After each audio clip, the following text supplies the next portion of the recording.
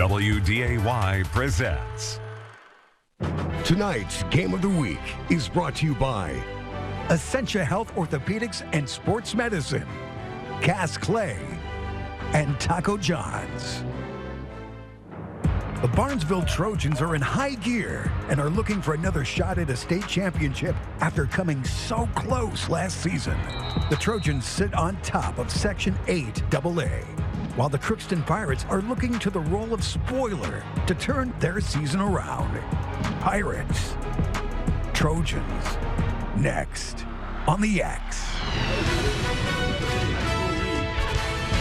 After an hour-long delay, we are finally set for football here in the Barnesville as the Trojans, the number 2 team in Class 2A, take on the Crookston Pirates, who still see a little bit of lightning in the background, but it is outside of a 10-mile radius, and we're ready for football a little over an hour after we were scheduled to kick it off. So we are excited to be with you here on WDAY Extra.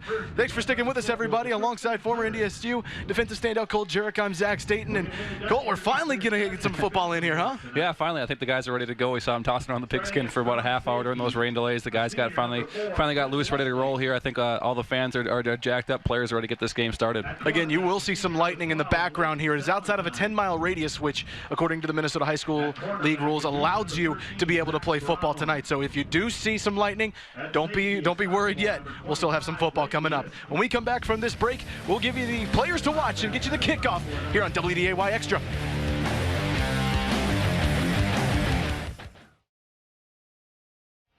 Maybe the most appropriate song that could absolutely be played in this moment. Thunderstruck by AC/DC blaring through the stadium speakers here in Barnesville as the Trojans come onto the field for our kickoff here between Crookston and the Trojans of Barnesville. Zach Staten joined by Colt Jerick here up in the booth. And we look at Barnesville. This is a team that's come into this game, Cole. They're undefeated. They haven't lost a game by they haven't won a game, by more than 13 points. They've been absolutely terrific to start the year. Yeah, they've been fantastic to start this season. I think those guys are jacked up out there. You see them on the field, taking the field, flying all over the place, jacking each other up. I think they're ready for kickoff, ready for week 4 of play right now.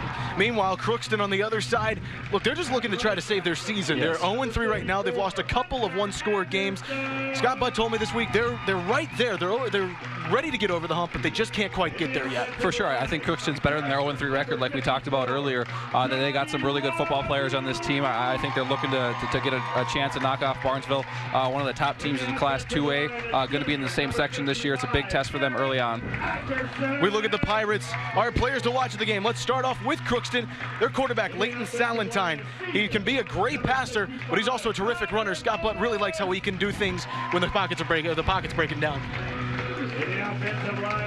Yeah, for sure. He's a really good player out there. He's going to have to have a big day for them. The pass rush for Barnesville gets after quarterbacks, gets after really offenses in general. He's going to have to be really good. 6 foot, 155-pound senior, rushed for 400 yards a season ago, passed for over 200 yards last year as well. Meanwhile, we go to the Trojans of Barnesville. Adam Tonsfeld has been absolutely terrific for them. He's a 5'9" quarterback, but he won't play like it. Yeah, for sure. He's all over the field. You have to corral him to have a chance to beat Barnesville. He plays quarterback, but he rushes the football a ton. We'll see how many times he throws the ball tonight. If you don't stop him on the ground, I don't know if he has to throw a pass because he's that dangerous. They have thrown 8 passes on the season. He's completed 5 of them. He's a threat to run all the time, which is what you see with this Brian Strand type of offense on the wing tee. But he's also a really good thrower when you put him in a pinch there, Cole. Yeah, for sure. I think he'll hit some big play-action passes in situations they need him. They run the ball so effectively that those safeties have to creep up. Those corners got eyes in the backfield, and you can hit a play-action pass and have a receiver wide open. Normally when Barnesville completes a pass, it goes for six points on the scoreboard. Now, you've been in these situations where kickoffs are delayed a little bit of time. I'm sure these players are jittery, but they also may be a little bit slower to get warmed up. Let's go to our team matchup before we get to the kickoff. You look at what we got here. The rushing yardage is what really sticks out. 329 yards for Barnesville, 145 for the Pirates. Yeah, Barnesville obviously is a rushing attack. Crookston wants to win games on the ground as well, not as effective. As you see, both teams are going to be on the ground a ton today.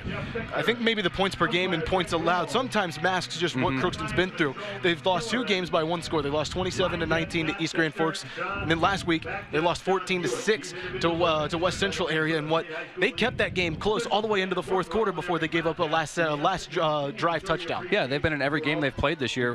They've been in a lot of one-score games. They're a team that's tested for sure. The Pirates will kick it off. This is Brooks Butt, I beg your pardon, to kick us off here, and we're underway. Hunter Anderson has a little bit of an issue trying to pick up the ball, but he gets by one defender. Sneaking up the middle of the field. Anderson's got room to run. Anderson cutting to the far side. Anderson's got one man to beat. He will beat him. Going to the sideline. Spins around a tackle and is put down to the 38-yard line. What an electric start for the Trojans. We had to wait a little while for this football game, but the big plays didn't wait any time. Great kickoff return to start this game. Great blocking. Hole was wide open. Let's take a look at the Barnesville starters and what was an electrifying first play. They've got a terrific front line. You'll see Johnny Robideau go all over the place. He's a freshman, but he doesn't play like a freshman here. We go to their skill players, and you're going to see a lot of running backs here. Adam Tonsfeld, Aaron Schiefert, Hunter Anderson, Cam Hang, Hunter Zinzin. We will talk about him a ton tonight, along with Caden Zinzin. Looks like there was a penalty flag thrown on that run, so the electrifying play goes back to the 30-yard line where Barnesville looks like they'll set up shop. Looks like they had a holding penalty back on the kickoff return. No wonder why the hole was so big for them out there. Well, he bobbled the kickoff to start. It actually went by his feet, so. Not the cleanest start for Barnesville. Obviously, you see their speed and their talent early on in this football game. Not exactly what they wanted. Now, again, what were you telling, if you're a coach, what are you telling your team as they're sitting in the locker room just kind of waiting for this game to get going? Calm down. It's going to get here. Don't get too jacked up and kind of burn yourself up before the game gets here. Talking to both coaches before the game, they said, we will get this game in. I don't care if we have to wait till midnight, we'll get this game in. Adam Tonsfeld under center to start us off here. Gives the handoff to Hunter Anderson. He goes around the right edge. Escapes one tackle, escapes another, but then is put down right at about the 15, 20-yard line. Fantastic run there by him. Broke a couple tackles. Wasn't the greatest blocks up front there. Crookston was flying sideline to sideline on this one. Hunter Anderson's carried the ball now 20 times, coming into the game 19 times over the season for 210 yards. Let's look at the defensive starters. There's a big lineup right here for Crookston. They've got guys lined up all over the field. Greg Gonzalez and Brooks Butt have been really terrific for him. We'll get into them a little bit later. Their linebacking crew, Brady Butt, the other son of course, Scott Butt, and then in the backfield, Leighton Salentine playing both sides of the ball. Quinn Westlake, another senior that Scott Butt said has been a true leader for this team. Tonsfeld gives the handoff, goes right up the middle. And again, this is Schiefert. He breaks through the line. Schiefert into the open field.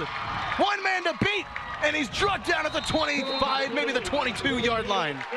Really nice block play up there. Great deception with their play action fakes, or with their run fakes. You'll see it all night. You really don't know who has the football until it's going past you here. Dive up the middle. Great blocking. Look at that offensive line, 10 yards down, throwing people around. 13 makes a great play, get him by the ankles to save a touchdown. And there's so many weapons that you have to defend against this team, especially in the run game, because it can get handed off to about one or two guys, and then the quarterback could also just fake it. For sure, you have to stay disciplined on defense here. It's really hard to defend this offense. Tonsfeld going back under center. Again, if you see lightning streaks in the background, that's out of the 10-mile radius, so we will still have football no matter what there. Tonsfeld fakes the handoff, gonna throw. He's got a man deep. That's Hunter Zinzin. He makes the catch over the shoulder, and it's a touchdown for the Iowa State commits. Like we said, if Barnesville throws the football, it normally ends up in 6 points. That's when you run the ball that effective, guys get wide open. That's a big target to throw the ball to. Great play action fake here. You'll see Zinzin come off the line, comes down. The safeties bite up a little bit. He's wide open in the back of the end zone. Obviously, a big target. Iowa State commit. Great over the head catch. Brings up. We'll hold everything, folks, because they called it back on a penalty. So it goes 5 yards back. It'll still be second down. It'll go to second down now.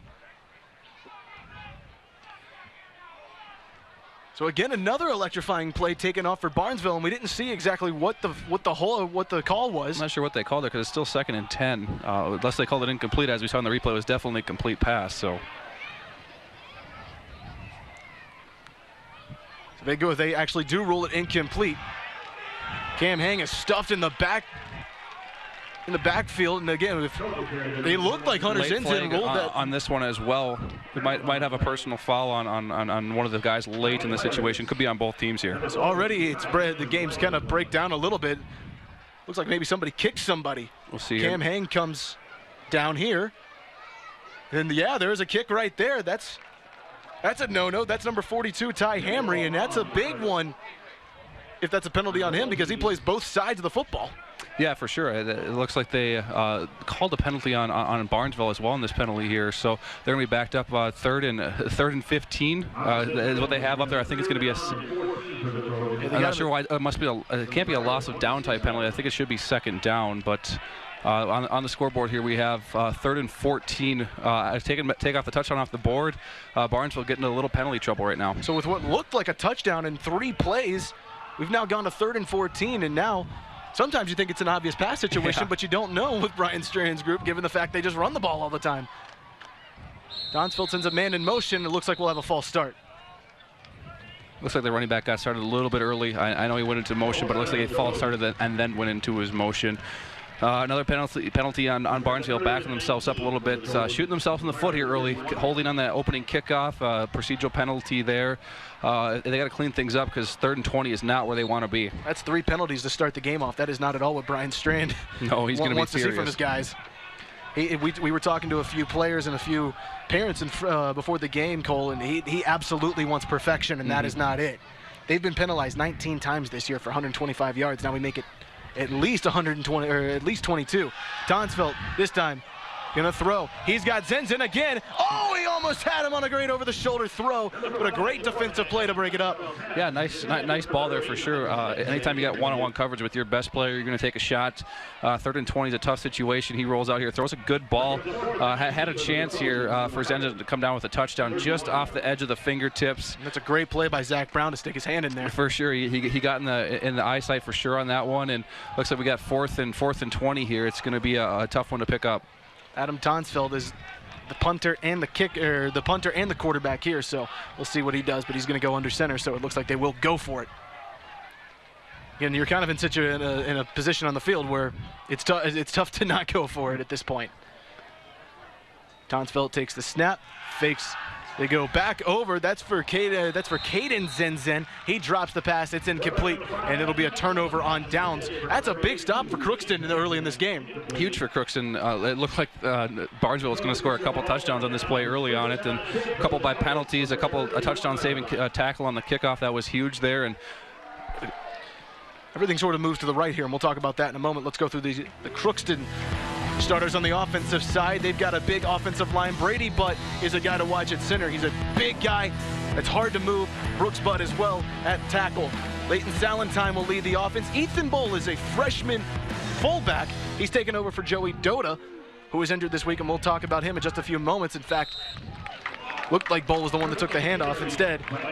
We'll go right back up the middle for no gain. Let's go to the Barnesville side. Brady Kroll, Damian Camperud, Joey Markray can make up the front line. The outside linebackers, you've got Zenzen and Rabideau right next to each other. That is a matchup that Brian Strahan really loves. When you go into the secondary, Cam Hang, Adam Tonsfeld.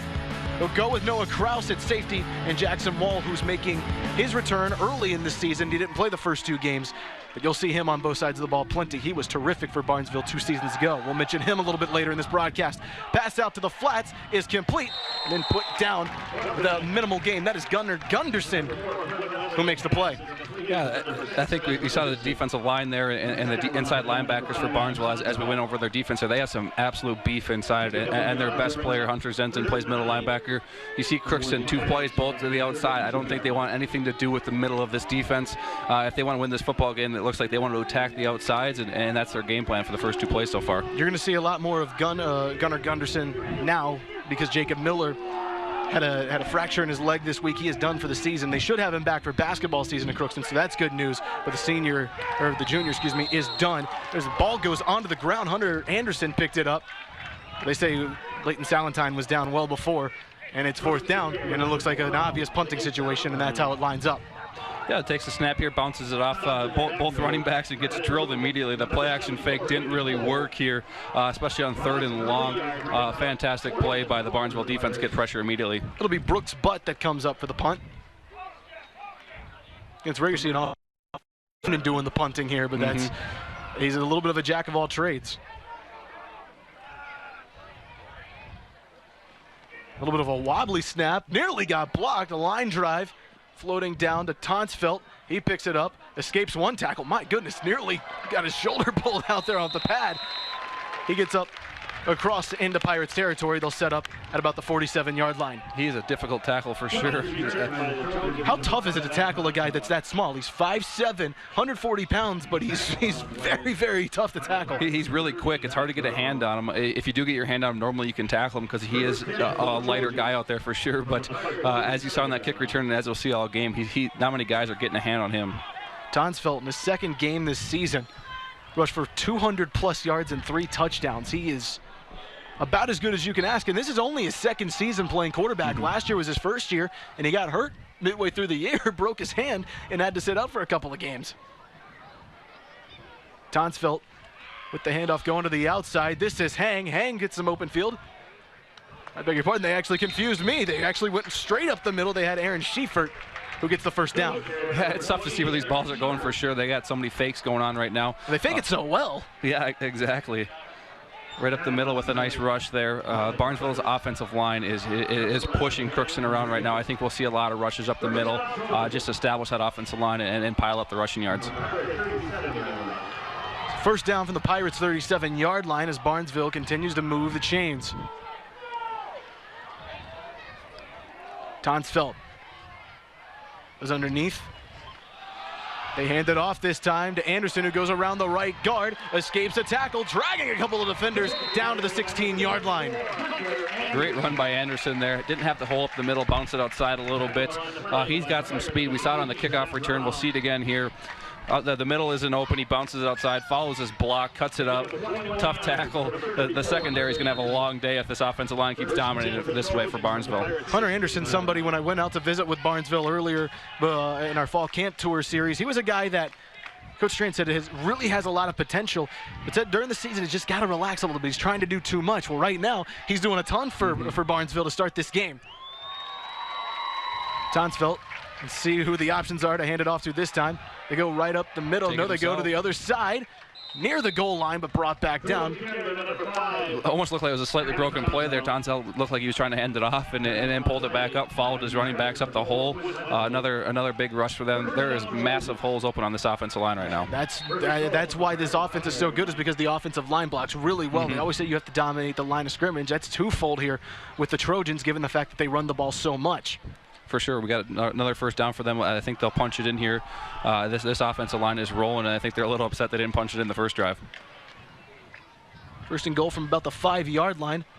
They go up the middle. That's a fake handoff, and then goes to Jackson Wall, who sneaks up to maybe the 3-yard line. Nice little run by Jackson there, trying a little play action or a little fake there, kind of faking the toss to the motion in there, and handing it up the middle. Jackson Wall again starting to get back in form. A couple of years ago, he was terrific for this team. He rushed for over 800 yards 2 seasons ago, but then tore his ACL in 2018, didn't play. So now he's getting back into form. Rushed for had 7 carries last week for 49 yards. What Brian Strand called not a bad game, just trying to get the rust off. Yeah, it's hard coming back from an ACL injury for sure. Credit to him for doing the rehab and getting back into it. So right at the 4-yard line, Tonsfeld hands it off. Getting into the end zone is Barnesville for a touchdown, and that's Cam Hang. Fantastic push by Barnesville, though, getting into the end zone. Nice run to the outside. They got so many weapons at the running back position right now. Fun to see. All 3 backs there. Give it to the last guy. Everyone's pushing. You see those offensive line driving guys back into the end zone. Easy to score as a running back when we can run behind those guys. Cam Hang, just a sophomore, coming into the game, rushed it 31 times, 185 yards, had a touchdown, averaging 6 yards a carry.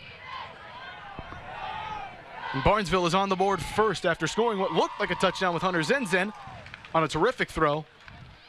They end up scoring here with Cam Hang, and it's good, and we'll have a roughing the kicker, it looks like, along with it, so that's equally more trouble there for Crookston.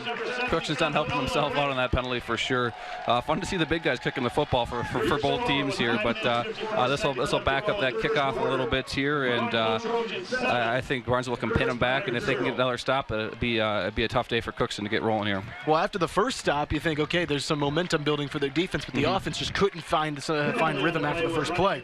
For sure, I think Barnesville's defense is probably one of the best in 2A, and Crookston's finding that out very early in this game. We'll see how the kickoff team and special teams react for both of these guys. If you're just joining us and wondering why we're just 5 minutes, 54 seconds left in the first quarter, it's because we had an hour-long weather delay here with storms all around us. You will probably see a couple more lightning streaks on some of our wide views.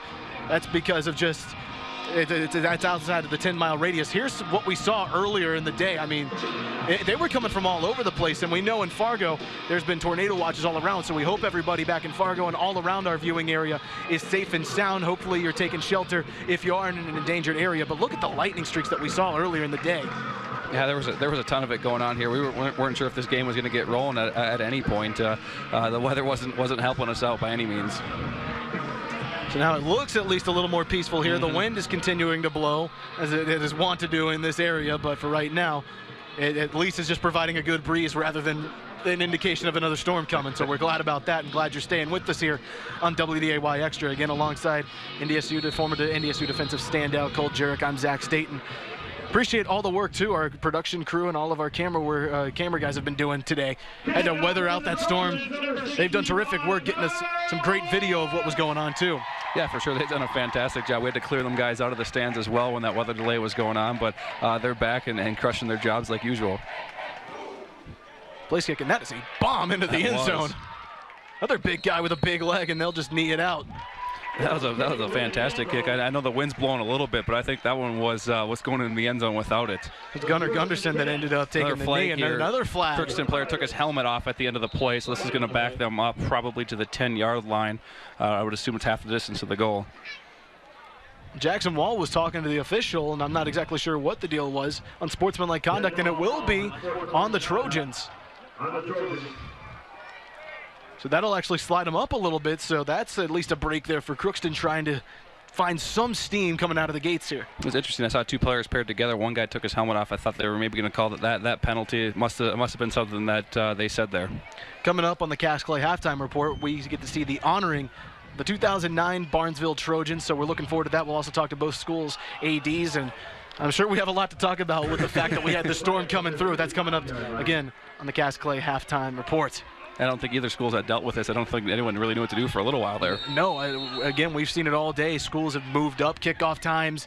A couple of schools are still in weather delays. Ethan Bull going right up the middle. He runs over a couple of guys and gets up to about the 44-yard line. Will be second and short. Big play there for Crookston. Got the penalty off the kickoff after they would have been backed up to the 20 here. That offensive line got a little push. Nice pull-around kick out. Running back running physical up the middle, breaking a couple tackles. Again, not an easy tackle guy for Crookston. The running back can make some guys miss as well.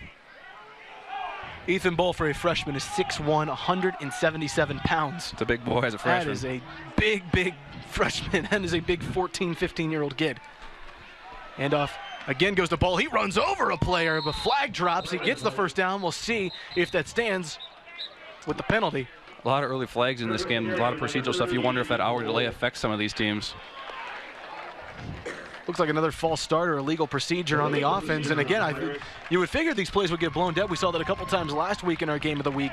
A couple of false starts, they allowed the play to go. You would think with a false start or illegal procedure, they try to blow the play dead. Yeah, you would think so as well. I wonder if they called maybe more so a legal formation on the play instead of a false start, because normally they do blow that play dead. So instead of making it 2nd and 1, it's now 2nd and 6 from the 39-yard line. Salentine under center. Drops back, he's gonna throw, fakes, and this is where he says, Scott Butt said he could be really dangerous. Instead, he just gets rid of it. He's outside the tackle box, and it doesn't look like that'll be grounding, but he was being hunted really fast, and there does come the flag. Yeah, I don't think he got it back to the line of scrimmage where I think is where the penalty is going to come into play here.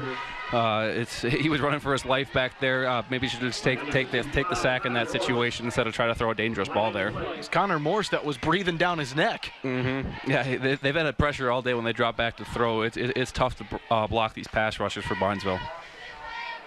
I would be running away from Morse, too. He's 6'1", 220 pounds. He's a senior. And when I talked to him earlier in the year, he said every single day he's thought about that Caledonia loss. They were right there with him. Look at this. He's breathing down his neck, nearly brought him down before the grounding was called. Yeah, talking to some of these guys and the parents, I think this whole season's like we need Caledonia. We got to get him back. We got to get him back. And I think that's motivated these guys. They look really strong, really fast, really physical. They just got a few things mentally to clean up right now. Scott Butt, talking to the officials across the sideline, did not think that was even close to grounding, but instead it will be 3rd and 11, and this is not how Crookston wanted this drive to go. They're going backwards after a great first play and a penalty on Barnesville.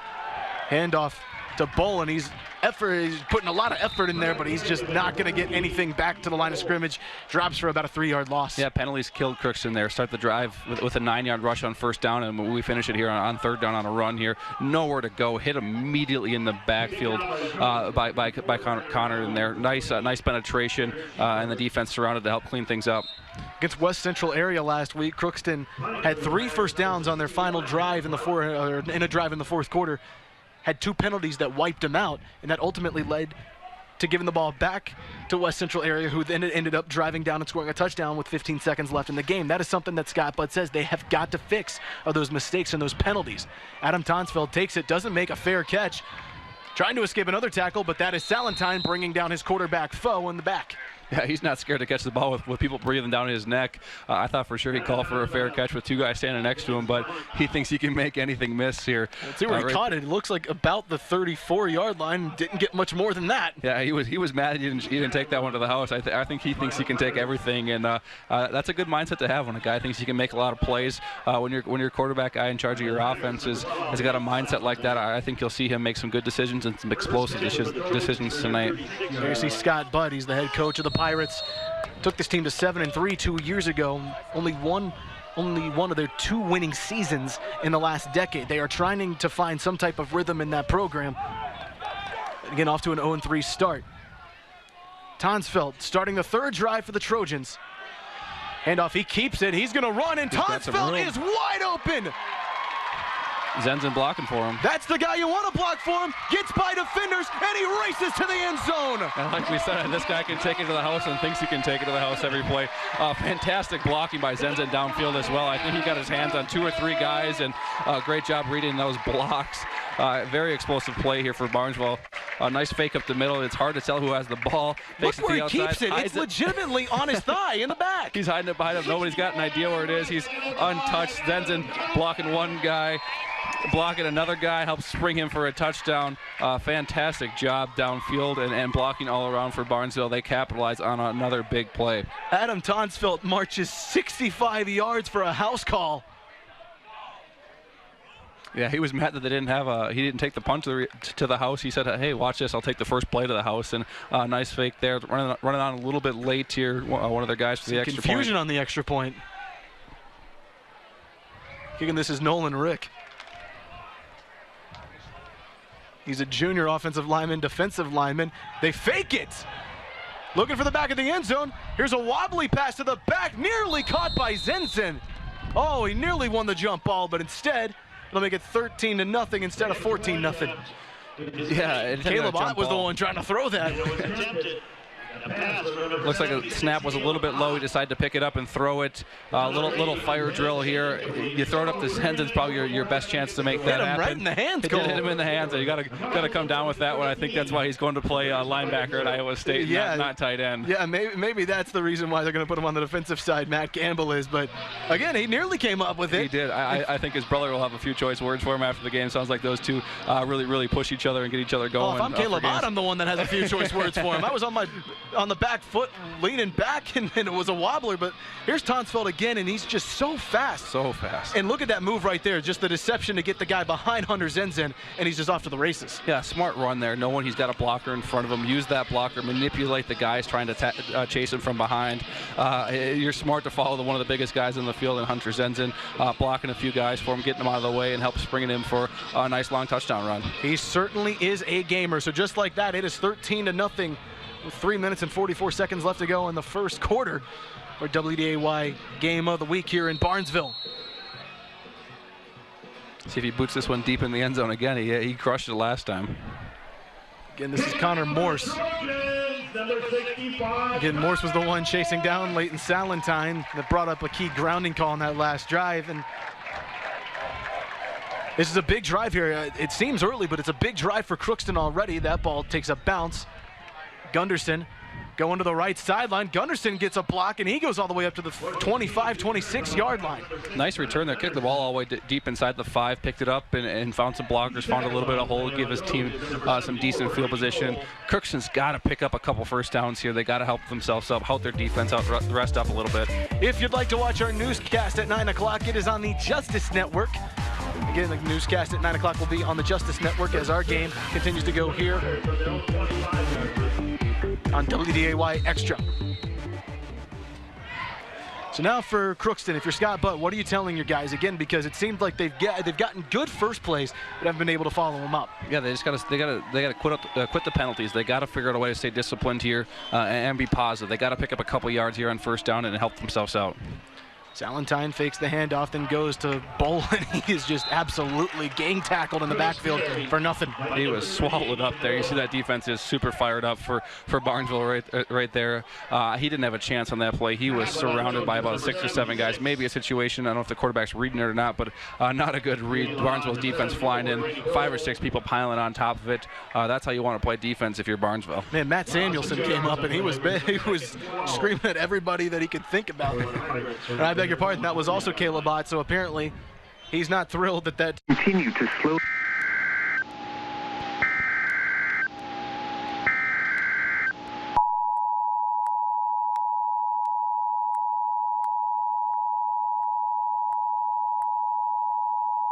The National Weather Service in Grand Forks has issued a tornado warning for northeastern Cass County in southeastern North Dakota, southeastern Trail County in southeastern North Dakota until 9 p.m.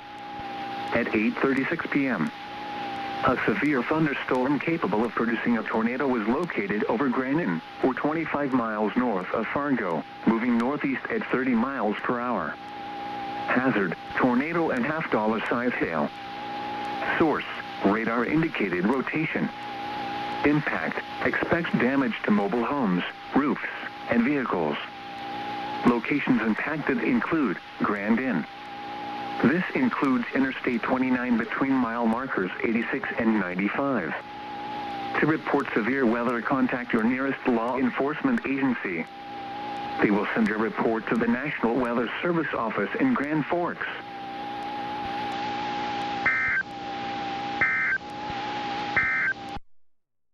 guys some way, somehow. But again, this is such a hard front defensive seven. Mm-hmm. If you're the Pirates trying to defend the front seven from Barnesville, I mean, you look, there's a Iowa State commit on one side. There's a freshman in Johnny Robideau that's 6 foot, 220 pounds on the other side of him.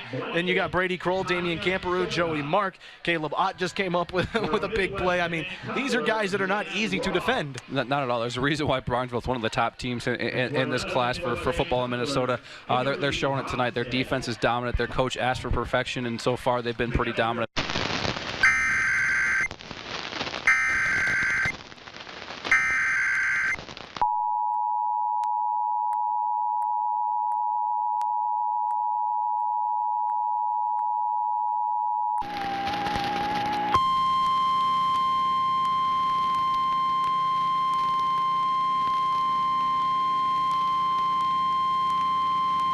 The National Weather Service in Grand Forks has issued a tornado warning for northeastern Cass County in southeastern North Dakota, southeastern Trail County in southeastern North Dakota until 9 p.m.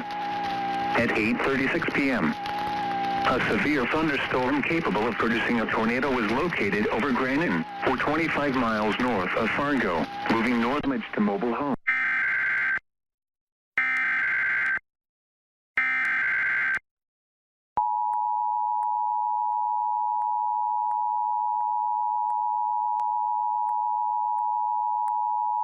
The National Weather Service in Grand Forks has issued a tornado warning for northeastern Cass County in southeastern North Dakota, southeastern Trail County in southeastern North Dakota until 9 p.m.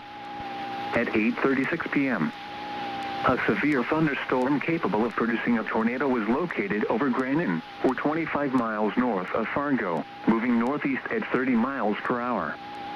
Hazard, tornado and half-dollar size hail. Source, radar indicated rotation. Impact, expects damage to mobile homes, roofs, and vehicles. Locations impacted include Grand Inn. This includes Interstate 29 between mile markers 86 and 95. To report severe weather, contact your nearest law enforcement agency. They will send your report to the National Weather Service office in Grand Forks.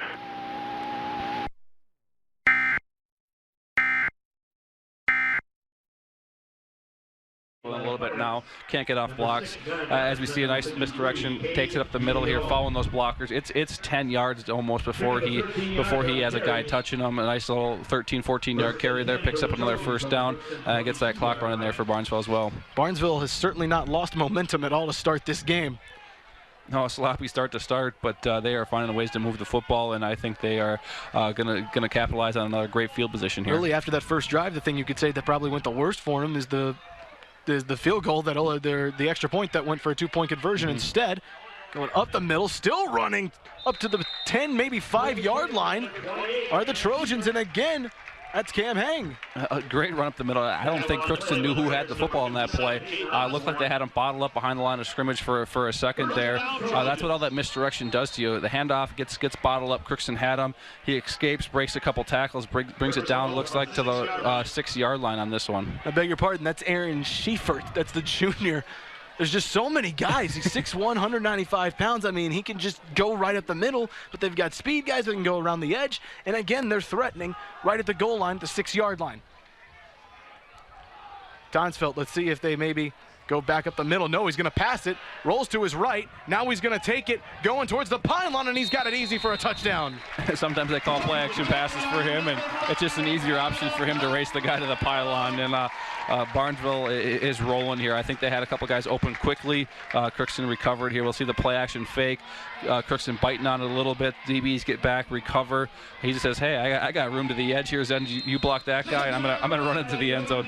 Massive block there on the edge, and another touchdown for Barnesville. And you wonder if that is a designed run. He just fakes like he's going to throw the defense off. Yeah, I wouldn't be surprised the coach says, hey, if the guy's wide open, throw it to him. Otherwise, just run that to the pylon and score yourself. So now they'll go for 2 to try to make it a full 3 scores at 21-0. Tonsfeld, a rare occasion where he's not under center. He's in the gun, and they got to call timeout. Looked like there was some confusion, and Brian Strand is not happy coming off the sideline, which is rare for a coach that is up by 3 touchdowns. For sure, not happy there. Looks like they were trying to run a little trick play there. They had a little bit different formation. They had 2 running backs lined up directly behind the guard and the tackle there. So maybe he didn't like the look that they were getting from it, or they weren't lined up correctly. Led to a timeout. But normally you don't use a timeout on an extra point in a situation like this. But as we said, Barnesville's coach asked for perfection, and he wants these guys to be perfect and keep growing and growing and growing, because their goal is to see Caledonia in the semifinals, in the state finals there, or state sort of semifinals. You can see he's got a little smile on his face coming out of that, so he wasn't as steaming as maybe we thought, but he's been there for 14 years. He's seen about everything, and he knows this team has the potential to be special, so when he says he wants perfection, he wants them to maximize their potential just as much as he wants to win. For sure. You know, these guys want to play for him. He's a fantastic coach. Really got these guys to buy in.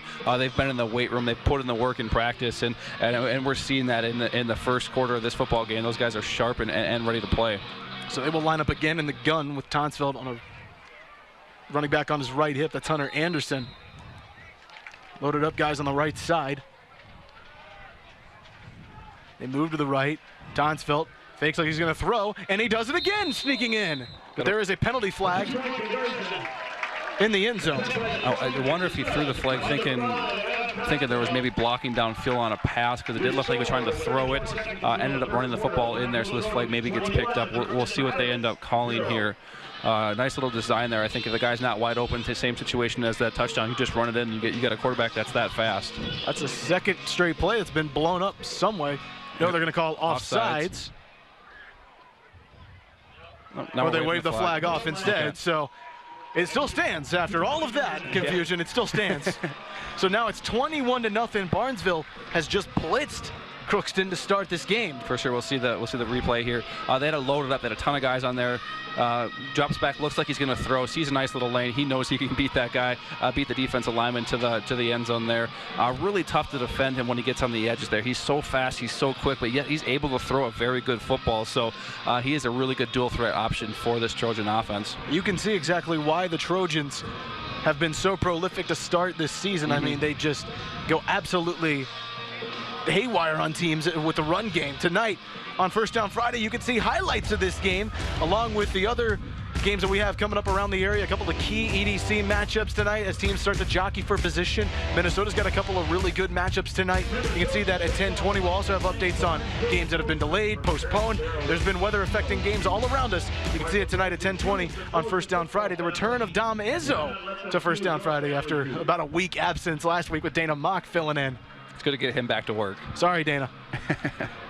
Again, we had a clock malfunction if you joined us last week for Fargo South taking on Fargo Shanley. We had a clock malfunction in the fourth quarter that really threw us off, but Dana Mock did a great job filling in on First Down Friday, so we're more than happy to have had him there, but we're also happy to have Dom Izzo back, and you can catch that at 10:20 on WDAY.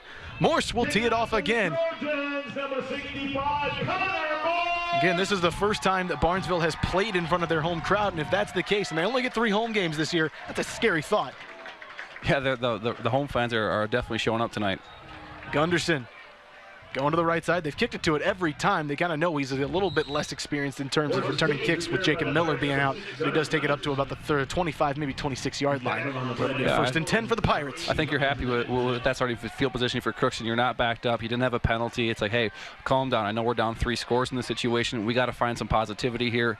You see the quarterback running in with the play here. Wouldn't be surprised to see him probably go back to Bull, try to keep establishing him. I think he's one of their best weapons on offense. And if he can get rolling, control it, take a little time off this clock, get that defense a rest, I think Crookston would be happy with that kind of possession. Leighton Salantine's got to find some type of rhythm, but they also got to get the run game going, and they have a couple of times with Ethan Bull, but they just haven't been able to sustain it just yet.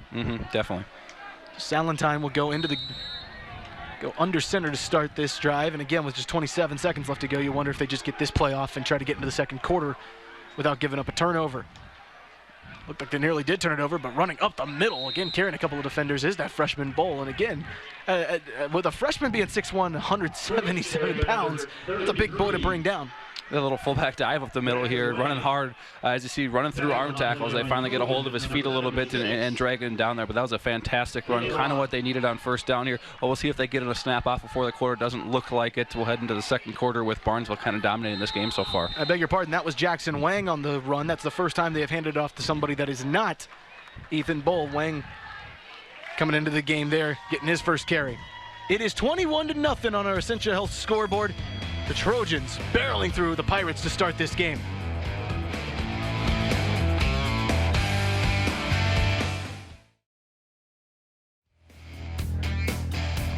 Second and 4 for the Pirates from their 34-yard line. 21-0, Barnesville leading as we come back here on WDAY Extra with our game of the week. Alongside Cole Jarrett, I'm Zach Staten here in the booth at Barnesville, and right now the Trojans have just displayed why they have been so dominant to start the season, Cole. Yeah, they look fantastic in the first quarter there. I think they'll continue this dominance. We'll see if Crookston can get anything going. Salantine maybe looked like he was trying to go to Wang, and Barnesville just immediately blew it up in the backfield for no gain. That defensive line blew it up right away immediately. He didn't even have a chance to fake that ball. We'll see in the replay here. The defensive tackle splices through, gets vertical, knocks his center into the running back, doesn't allow them to get the handoff out. And we do have a Barnesville player down here. I think it was the guy that blew it up the middle. That was Caleb Ott that blew it up, so we'll haven't been able to identify the injured player just yet. We don't want to obviously speculate, so we'll see what goes on there. Meanwhile, Cole, if you're Scott Budd, what are you telling your team after you get blitzed like that coming straight into the second quarter there? Yeah, I think you tell your team, hey, we knew Barnesville was a good football team. We knew they were going to try to jump on us. They got the opening kickoff. They hurt themselves a little bit in situations, but hey, we got to get a score here. We can calm this game down. Slow it down, get a score, make it a 2-score game. We get the ball at half. We just got to keep chipping away, and find a way to get a first down. They haven't got one yet here. Had one taken away on a penalty. They hopefully can get things rolling. It looks like they'll probably have to go back to the air here, and that hasn't been an effective play call for him yet. It was Aaron Schiefert that was hurt. Coming off the field, looked like he was maybe holding his rib cage just a little bit, so maybe got the wind knocked out of him. Hope we see him back in this game. So now 3rd and about 8 yards for Crookston. This is the first time where they haven't had 3rd and double digits to try to get a new set of downs. Yeah, we'll see if they can go to a situation here where it looks like they're in the gun here, so hopefully they get a little speed option. Valentine pitches out to Bolin. He is gobbled up at the line of scrimmage. That's Hunter Zinzin speeding up to get him. Tough play call there, running the speed option probably to the best defender in two-way football in Minnesota. Speed option makes him pitch right away. Zenzen flies upfield, nice sure tackle there. Great defensive stop there, loses about 4 or 5 on that play, and Barnesville will get the ball back with great field position. And Zenzen was not playing linebacker there. He was still on the end. That's something that Brian Strand said. We're trying to get him as many reps as we can at linebacker because we know that's what Iowa State would like him to play. But right now he's a great defensive end for us, and we don't want to lose him there. You see why with the kind of speed he brings off the edge. But gets the snaps this time, doesn't go over his head. Flag on the play. The ball bounces into Trojan territory, takes a nice bounce there for Crookston, and it'll be downed at the 38-yard line. Let's check on that penalty flag. Yeah, I mean, if you're Barnesville, you put Zenzen on one side of the field and just say, hey, good luck running that way. Everyone wants to stay away from him. I think you've seen so far this year is teams run away from him. He doesn't have that many tackles on defense because you don't run the ball at him. You know, everyone else is kind of, piling up the stats because they're running them at the opposite side of him. Penalty's going to be on Crookston. Looks like it's a false start. As Barnesville will set up shop, and I actually believe they're just going to let him repunt this one. Repunted. They've had a couple punts where they almost blocked him, and I think you want the ball in your punt returner's hands. He's been explosive so far this game. Adam, probably wants the ball. Coach, make him punt again. I might take this one to the house is what he's thinking. So Brooks Butt will be backed up with his back nearly on the goal line. So they're going to be backed up to about the 22-yard line, so he's going to be standing at about the 5. So again, if it goes over his head, it's landing in the end zone. Mm-hmm. Yeah, definitely one bad snap and almost a couple blocks here. So if you're Barnesville, it's smart to make them repunt. Got a couple of guys coming up. They're going to try to block this one. But slow punt, but he gets it off a line driver that goes to the sidelines, and that's exactly what Brian Strand wanted. It goes out at the 38-yard line of the Pirates. Yeah, it looks like Jackson had a really good chance to block that one. He slipped when he was kind of coming for the dive on it. They're going to get great field position regardless out of it, but great decision out of Barnesville to make him re-kick, and Crookston's got to find a way to slow him down. It is the Battle of the Grand Forks School next week as Central and Red River meet in our game of the week. That's next Friday. That'll be a fun contest between the Grand Forks schools up at Cushman Field. Looking forward to it. Anytime the Knights and the Rough Riders play each other, it's always a fun atmosphere out there. That's going to be a fantastic football game. Doesn't matter what the records are, you can throw them out. That is a rivalry we will not want to miss next week on our Game of the Week on WDAY Extra. So the Trojans set up their 4th drive of the game. Pardon, this is their 5th drive of the game. Tonsfeld keeps it, and he slipped, or he looked like he was going to get to the edge. He saw a lane to the outside there, and I think we saw it on the punt there. The field's a little bit slippery. Had a little rain earlier. He slipped on that one. He's shaking his head a little bit. He thought he had a touchdown. We'll see on the replay there. Great fake up the middle.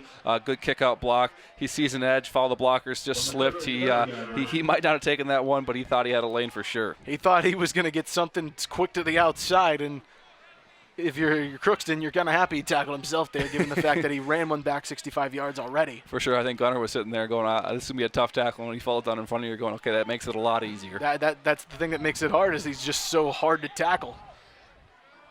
Tonsfeld, will he call his own number again? He will, but he's going to pass. He's got Zenzen wide open, a little bit wobbly, and Zenzen makes the catch and falls down for the touchdown. Fantastic throw there. Wide open on the nice play action play. When you run the ball that effectively, it leaves your tight end open. Zenzen makes a fantastic catch here. Nice run action out of the offensive line. Drops back. Plenty clean pocket there. Chucks it up there. Zenzen with a nice diving effort there. Brings the ball in, holds it through. Nice touchdown for Barnesville. They are killing them through the air and on the ground right now. This offense is looking very, very potent.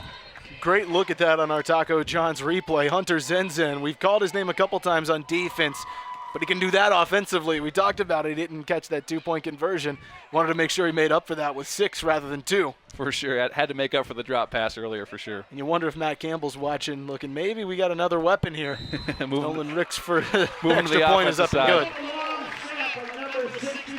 28-0. Barnesville has stormed out of the gates in their first home game of the year. And right now, it's not even been close. No, I'm not sure.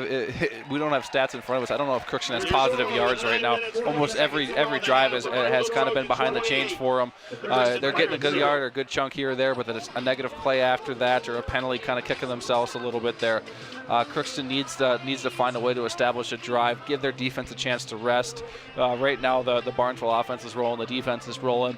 The fans are fired up for them. The players are fired up. I think they were ready for this game. That the hour delay got them maybe even more prepared.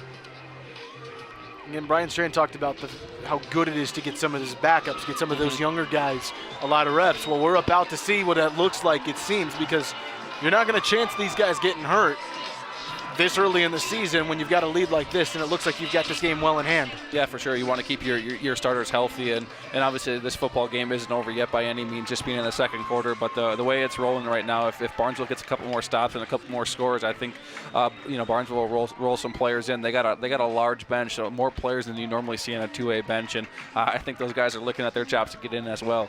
One thing we've seen too from Brian Strand's squad, there's been a little bit more of a concerted effort to try to see what the pass game looks like. You've seen Tonsfeld come around, look like he's going to throw, then tuck it and run, but we've also seen him air it out a couple of times, especially to Zenzen. Right now, it looks like that pass game, if they need to go to it, looks like it's there, but again, it's a little early in the game, a little earlier in the season than maybe they want to show as much as they can. Definitely, for sure. I think they want to try to establish a passing game, and it's not something they've done a ton yet this year. Ball gets bounced. Gunderson nearly muffed it. Instead, he gets it. Goes to the right sideline, and he is brought down. Couldn't even get out of bounds at the 22-yard line. Yeah, great coverage again here by Barnesville. They got guys flying down the field. Not a clean pickup by Crookston. You would like to catch that ball in the air. Another great deep kick in the corner there. Bounces it, struggles to pick it up, and when you're on the sideline like that, there's not much space to go. Gets upfield, and they finish off this tackle well. You have to wonder, too, like we talked about earlier, if that hour delay sort of brought down what would have been a fired-up Crookston team coming into this environment, because right now they just haven't been able to punch back. They've been really flat. They got to stop early in this football game. We thought maybe, hey, this is Crookston's chance. They got to get rolling here to make a statement in this game. They got shut down on their first drive, and they've been shut down ever since. Barnesville short of defensive lineman, has to burn up a timeout here. The coach not happy, only having 10 guys on the field. Brian Strand screaming at his sideline, we're down a defensive lineman. Somebody wasn't out there, and Brian Strand, we talked about it, he wants perfection.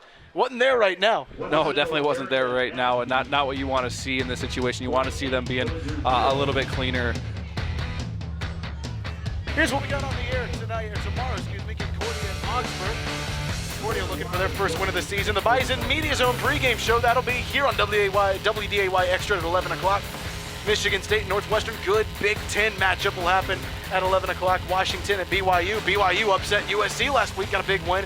You can see that on WDAY. And then our game of the night, Oklahoma State at number 12, Texas. That should be a fun Big 12 shootout. That should be a really fun football game. I think the over-under on that football game was somewhere in the mid-70s. I think they expected a lot of guys to score points there.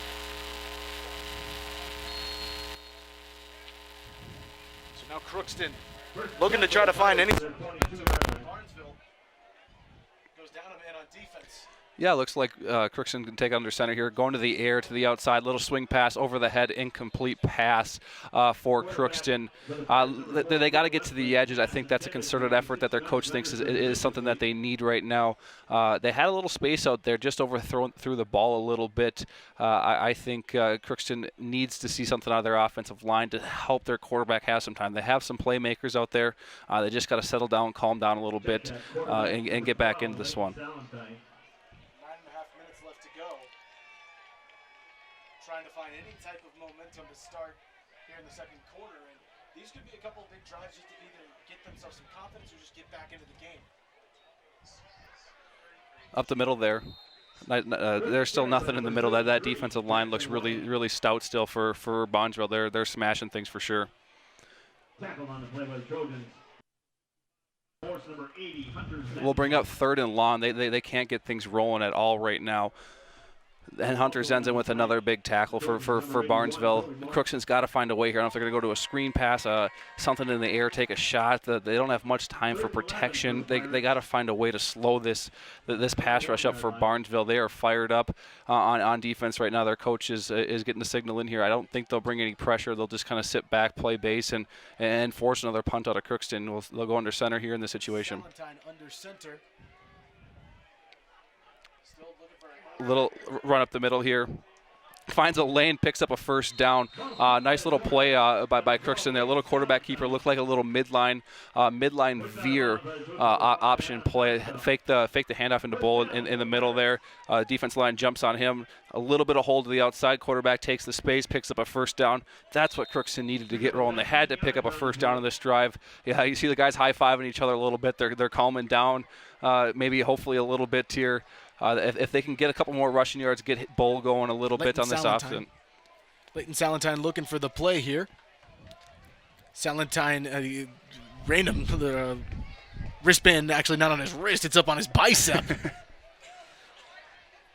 So after a new set of downs there, and I believe that's the first time they have picked up a new set of downs there, Cole, as we get back here in the booth. Salentine goes up the middle for Ethan Bull, and they have just stuffed him every time he's tried to run after that first down run of about 9 yards about 3 drives ago. He looked good earlier. That had a hole. There's nowhere for him to run. This defensive line blows things up. There are 3 guys in the backfield there. There's nowhere to run when your offensive line's doing that kind of blocking for you. Brady Kroll, 17 tackles coming into this end of the game, 3 of them for loss. Yeah, he's going to add a few more tonight, I think. The way he's playing, he might leave this game with 3 or 4 tackles for loss to himself. 6'2", 185-pound junior has made it so far. Looks like he's got a good presence coming off the other side of Zenzen. Yeah, they got some big bodies on this D-line. They show blitz, and I believe maybe somebody jumped off sides. No, they say a false start on the Pirates. Yeah, Barnesville draws up a little pressure after letting up a first down. I think they're a little upset with themselves here, and a couple guys are creeping towards the line. I think Crookston got a little anxious with things. Scott Butson and Quinn Westlake in as they bring out a couple of guys, and right now it's just nothing's been good for them. They just haven't been able to find out any sort of rhythm, and when they have, it's been penalized and brought back. Yeah, for sure. The situation you don't want to be in is negative plays. There's back-to-back negative plays, once on first down and then a penalty on seconds. We got 2nd and 17, not the position you want to be in if you're Crookston. They spread things out here. We'll see if they go back to the air. Coming into the game, they were penalized 10 times for about 70 yards on the season. They go out for a pass. Jackson Wang couldn't bring it in, and that was very close to being a backwards pass, but it goes out of bounds, incomplete. Yeah, they split out into doubles there, trying to spread Barnesville out a little bit here. We'll see him drop back quick, get the ball out of his hands. Nice throw there, hits him right in the hands, bounces off his head. As you see, Barnesville's defense was flowing. There was still nowhere for him to go out there. They got plenty of speed to get sideline to sideline. You can see they're trying to work the pass game where he can get a little bit of like quicker passes out just to get some rhythm. But even then, he hit a guy in the hands and it didn't go. As Brian Strand calling out some type of action to his defense. Zenzen showing blitz. They're going to bring a couple of guys up. Dropping back, Salentine immediately met by Zenzen, nearly picked off, falls incomplete. Yeah, great coverage on the throw as well, but anytime you turn around from a play-action fake and Zenzen's in your face, not an ideal situation here. We'll see Crookston drops back. Zenzen beats his guy one-on-one. Quarterback tries to roll out, nowhere to go. Throws a ball up for grabs there. Harmlessly falls incomplete, though. And you saw it right there at the end of that Taco John's replay. Hunter Anderson looked like he was about to talk a little trash to the guy on the ground, and instead Adam Tonsfeld comes up, backs him off, says we don't need that kind of penalty. That could get them kind of back into the game. You can see the quarterback sort of taking over there as he's playing safety. But looked like he was about to somehow try to run that. He gets lit up as Tonsfeld gets the punt. Tonsfeld escapes a tackle. A couple of guys down. Tonsfeld still into the open field. Tonsfeld cutting back into the middle. Tonsfeld will score. A penalty flag on the ground. Let's see what it is. But right now, Tonsfeld's just returned his punt for a touchdown. Yeah, I thought there was going to be a roughing the kicker on the punt. They didn't throw a flag there. There was a little bit of scrum going on the line there. Barnesville looks like they're excited. We'll see. So here's what happened to Brooks Butt. Gets the ball off and absolutely drilled. Not sure how that's not roughing the kicker. That's probably a blown call by the officials there. That looked like it was number 6010 or Cattermas that lit him up. They're going to call it unsportsmanlike on Crookston, and right now everything is just going the way of the Trojans. Crookston cannot catch a break on that play there. Their coach is not happy on the far sideline right now. Completely does not understand why there was not a penalty on the punt. Nice return though by the returner here for Barnesville. 61-yard return, and it looked like he was tackled a couple of different times. He was just dancing around. Look at that speed right there. Breaks 1, 2, 3, 4 tackles.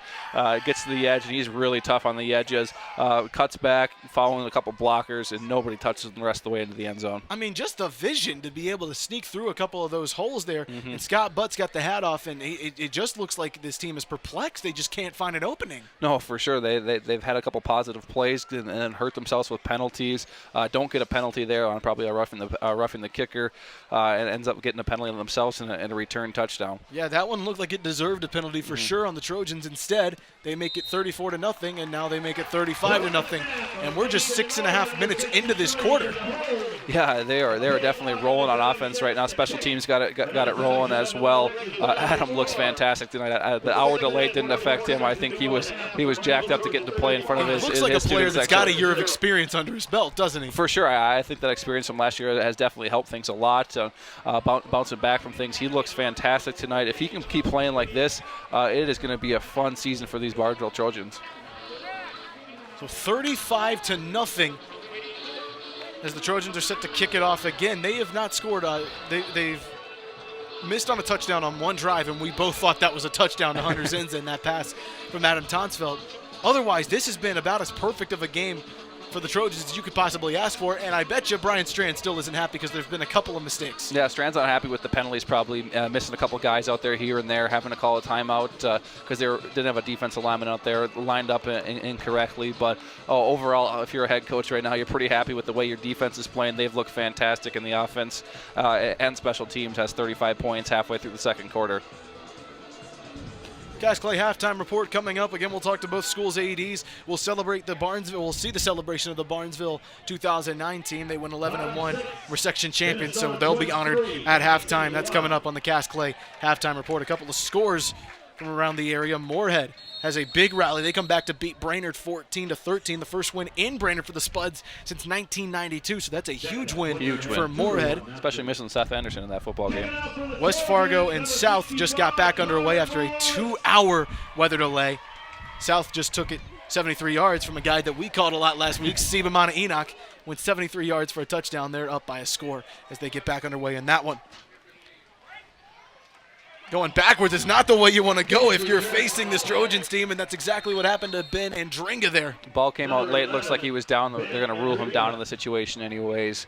Not the Brady Kroll, it wasn't. No, Barnesville wants the ball back. They want to go score. We'll see. He takes to the edge here, starts running backwards. There's plenty of Barnesville guys downfield, and we'll see. He actually looks like he stripped that ball, but before he was down, kind of a bang play. Tough for the ref to make that decision there, but fantastic tackle and strip on that play. Somebody just yelled that was a fumble. We heard it in our headsets. I don't know if that was Brian Strand or if that was a player. Somebody was not happy with that call. Yeah, it looks on the replay he might have had that ball out early, but either way, a fantastic tackle on kickoff, and we get to see this Barnesville defense go back to work here. Hopefully Crookston can work some kinks out of this offense. Their offensive line's got to find a way to slow down this pass rush. Another scoring update, Cheyenne leads North 14-7. That game's being played inside the Fargo Dome, so not affected by weather. There's one of the few that actually got underway on time and stayed on track. Right now, it's a good battle between the Mustangs and the Spartans. North getting on the board for the first time this season. Yeah, good for them to get on the board. That's a tough opponent for them. Ethan Bold takes the pitch to the outside, going towards the line, runs through a tackler, but he's cut off out of bounds by Jackson Wall. Great job by the offensive line, setting the edge, getting that running back to the outside. That's where Crookston's got to go tonight to have a chance on this. We'll see on the replay here. Defensive end gets pinned in on it, pull out a couple backs. Good blocking downfield. Nice run by Bull on it. Finishes it strong. Nice gain of a couple yards on first down. Positive yardage is a positive thing for Crookston at this place. They can't afford a penalty or a negative play here. It seems like he's the only guy that has really had some type of positive momentum. Detroit Lakes up 48-3 over Pequot Lakes as we had the Battle of the Lake Schools there. Second down and 8. Salentine Goes back up the middle. They go back to Bowl, and again, he's stuffed. Maybe got to the line of scrimmage. Yeah, back to the line of scrimmage, maybe a yard on the play, but they got third and long here. Again, not the situation you want to be in. The offensive line is holding up better. They're getting some blocks. Looks like they're doing a little bit different approach. They're chopping some guys down at the line of scrimmage, trying to slow these Barnesville guys down. They got a lot of speed up front in their front seven. Really hard to deal with. Third and long for Crookston here. We'll see if they go back to the air. Minnesota high school football update. Perham leading 30-0 over Fergus Falls. As we take you around the area again, a couple of these games might be still in the second quarter, just like we are with these weather delays. They go right over the middle for Gunnar Gunderson, who then went to the left sideline, the far sideline, got up to maybe the 20, the 28, maybe the 30-yard line. They'll call him down. It's another fourth down. At this point, do you have to go for it? Yeah, we'll see where they mark the ball here. I think it's going to be about 4th and 2, 4th and 3. At this point, can you afford to punt it? It might get taken back to the house again. They are going to bring the punting unit on here. You know, maybe look for a fake or something because Crookston needs something to get back going with here. And it's a double-edged sword because you could go for it, but then if you don't get it, they're in your territory really breathing down your neck, and if you punt it, they, like you said, could take it right back. But Scott Butt decides to go with the conservative route here. Brooks Butt gets the punt away. No physicality with him this time. Ball takes a nice Pirates bounce and goes to the 43-yard line where the Trojans will set up shop with 3:47 left to go before halftime. Yeah, nice execution there for Crookston to get after things.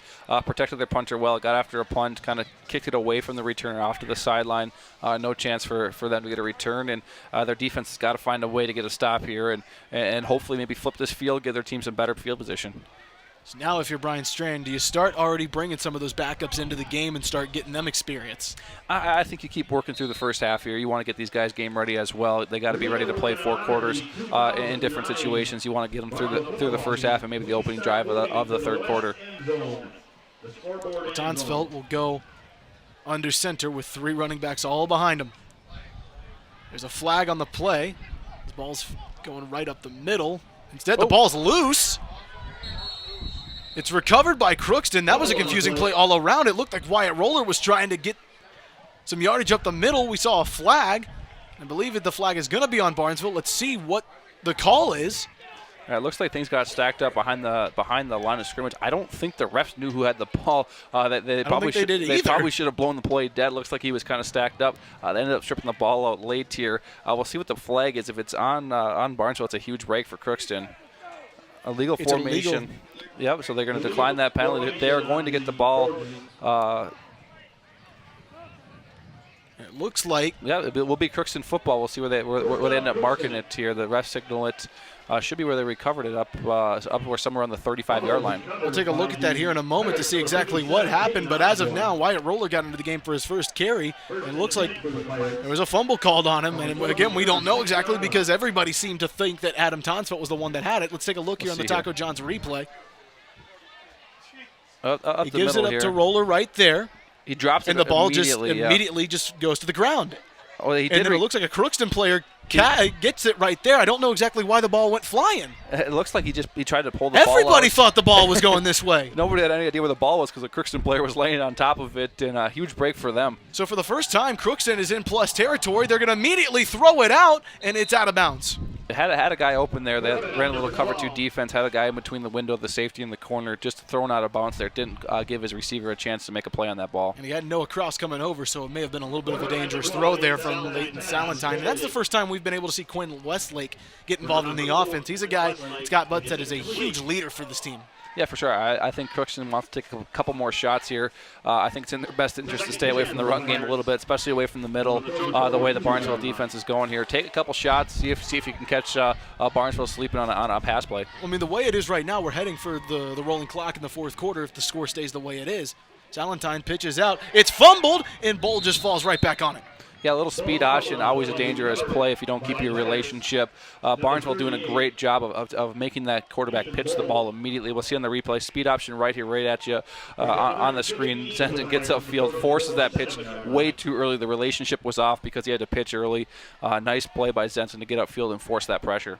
And it's hard to kind of figure out, especially at that point, like, how hard is it to try to figure out when to pitch it? Because if I don't pitch it, there's this guy who's committed to a Big 12 school that's breathing down my neck. Exactly. You don't want to take a big hit from Zenson as a quarterback, so you want to get that ball out quick, and not good relationship out of the running back on that one. Salentine in the pistol. Looks like he's going to air it out again. Now he's got some room to run. Makes a move up to the middle of the field, and he's brought down about 5 yards short of the sticks by Schiefert. Great tackle there by Schiefert. Looks like they're probably going to have to go for it on fourth down here in plus territory. Oh, at this point, I think it's a no-brainer. For sure. If Schiefert doesn't make this play, it might go for 6. Drops back, doesn't see much. Sees an open running lane, gets upfield there. There's nowhere around him. If he doesn't make that shoestring tackle, he might have had a first down, if not 6 points. That's a terrific tackle by Schiefert, who, again, we saw earlier in the game went out with an injury. Obviously back in and makes a big play there. Yeah, these guys are fighting to get back on the field. They want to play snaps for Barnesville's defense right now. 4th and 7 from the 38-yard line of the Trojans, and they're lined up like they're going to punt. A little bit surprised here on this one. At this point, you figured why not just go for it, because you got to find some type of momentum. And Brooks' butt, again, has a bad snap, and now he's going to try to run it, still trying to get the ball loose, and now he fumbles it. And it looks like Barnesville's recovered it. Jackson Wall looks like he's just jumped on top of it. And Barnesville is going to take over at the 45, 46-yard line. And that's, again, a mistake from Crookston. Yeah, a little bit surprised with them trying to go with the punt. I don't know if they were trying to fake it. Tough snap on him. He corrals it finally. Nowhere to go with the punt. It would have been blocked immediately. Breaks the tackle, but there was a few more Trojans breaking in. It looks like Zenson finishes off with the strip. And surprised they don't try to go for it there, pick up a first down or a play. Being on plus territory for the first time today. A little bit surprised with the call, but Crookston's was trying to flip the field, pin him deep, and see what they could do on defense. Yeah, that was really surprising to not see him at least try to go for it on fourth down there, especially because you were in plus territory for the first time, and now the Trojans are set up great with a minute 53 left to go in this second quarter. They could easily go into the half, and somebody jumped off sides. Let's see.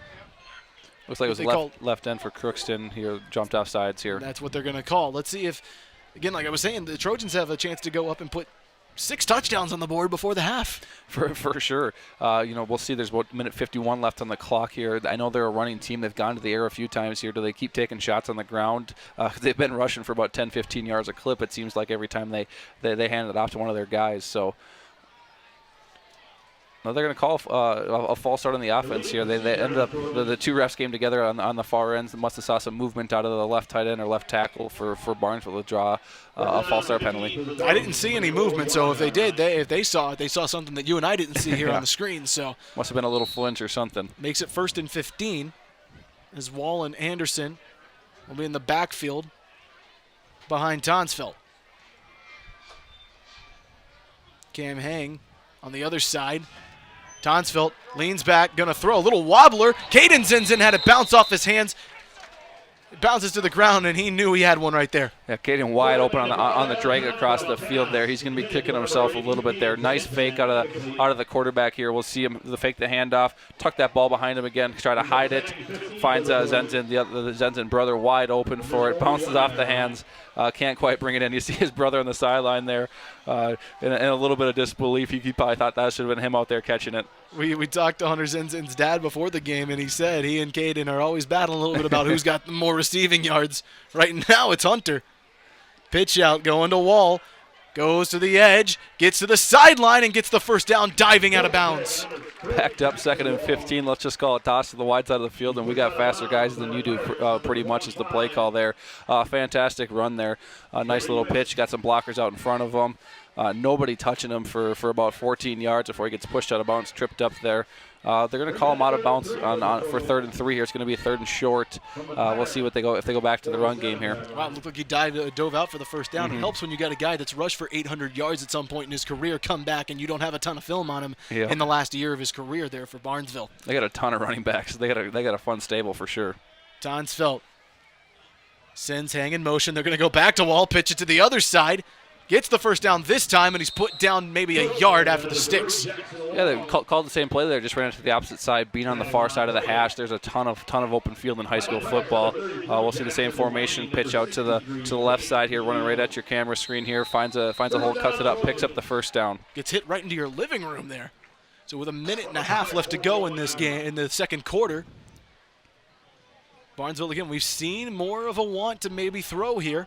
Looks like they're gonna send another guy in motion. It looks like the same play they've set up here. Tonsfeld though pulls it, is gonna throw. Now pulls it and he's gonna run. He's got open daylight. Tonsfeld getting to the outside sideline and goes out of bounds at about the 18-yard line. Picks up the first down pretty easily. Pretty easily there. He had a guy kind of open in the situation. He said, "Hey, there's a lot of green out there. I'm gonna go find it." Drops back, fakes it a little bit here. I think the running back got chipped up there, didn't quite get out. So he says, "Hey, you go block for me. I'm gonna run it instead." Nice little scamper. He has got tons of speed. Smart move at the end of the play, gets out of bounds, stops the clock, and gives them a chance with 1:09 here to go score a touchdown. Looked like he had Joey Mark breaking out. It was good coverage from Crookston. You could see there was a pretty clear one there. It was a good chance there for Tonsfeld again to get to the open field, and we've seen that speed is just so hard to guard, especially because he is so small at 5'7", 140. Tonsfeld hands it off. No, he takes it himself. Here's that speed to burn again. Open field. Touchdown, Tonsfeld. Man, third time he scored tonight. He is tough to tackle. He is hiding behind blockers back there. It's hard to see him.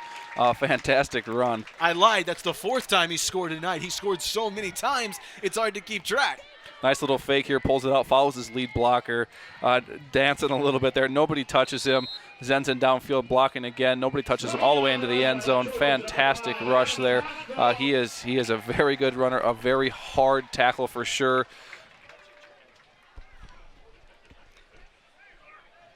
I have a couple guys in the booth saying it's like trying to catch a chicken. Yeah, so definitely. Now it's 41-42. There's the snap, hold down, kick up, and it's good right down the middle. So with 1 minute and 2 seconds remaining, Barnesville has just flexed its muscle to start this game, 42-0. And again, they've got another half to play. They still got another half to play. This Barnesville offense looks sharp here. We'll see the replay one more time here. Pulls it out. And just following that blocker, you can see he is very quick, shifty. He reads blocks very, very well, finds the open hole. And when he finds a hole, it's good luck trying to catch him. He's probably the fastest guy in the field for both teams. The final in EDC, Cheyenne defeats North 20-14. So a good test there for the Mustangs and a good showing from North in that game in the Fargo Dome. Great showing from North. I think it was their homecoming game up in the Fargo Dome. They played hard. Cheyenne, one of the better teams in the EDC this year. Another one of those games that got delayed by weather. Davies is up 34-6 on Grand Forks Red River. They were getting after Davies taking a tough one to start the season. They have bounced back strong. New York Mills defeats Lake Park Audubon 43-27. And Perham is up big on Fergus Falls 44-0. So we'll keep you updated on some of the scores, especially with them, a couple of them being delayed. We'll try to keep you up to date as much as possible as we go late here on WDAY Extra. Connor Morse trying to tee it up. And again, this weather is a little bit wobbly on the kickoff as you hear the Barnesville crowd fired up for yet another kickoff. You know they like to see a lot of kickoffs, but maybe they didn't expect this much in the first half. Maybe not this many. 42 points in the first half is a fantastic showing. Here come the Pirates trying to step up here and try to show something before the half. They go up to about the 32-yard line, so a nice return to get them in good position. Because again, they go to Bull for the kickoff now, so he's doing a little bit of everything, taking handoffs, and now he's running kickoffs. Yeah, I think you want the ball in his hand as much as possible. He's one of their best offensive threats. This is their best starting field position outside of that turnover by Barnesville, so we'll see if they can take advantage of anything here with 55 seconds left on the clock. I mean, we saw him get conservative in plus territory at the Trojans' 30, 37, 35-yard line. Do they go conservative and just try to get into the break here, too? I wouldn't be surprised they keep the ball on the ground. Barnesville with 2 timeouts. You wouldn't expect them to probably call both of them here and extend this half. Salentine in the power eye with a fullback behind him. They'll pitch it out to Bull, who looked like he was surprised to get it, and he's going to be gobbled up, maybe at the line of scrimmage originally, but not much more, and he goes out of bounds. That'll stop the clock. No, it won't. They'll just keep it rolling. They say he's in bounds. Yeah, I don't think the head coach likes the pitch there. I think he wanted the midline veer up the middle here. You see the fake to the fullback. Should have probably handed it off. There wasn't anyone about the tackle. Gets it outside. Yeah, it looked like Bull was surprised to see that he got that ball. Yeah, definitely. At least he. I think they wanted to get to the half here, stayed in bounds, kept that clock running a little bit, rotating a few more guys in here on offense. We'll see if they go to the air here with about 20 seconds left in the half.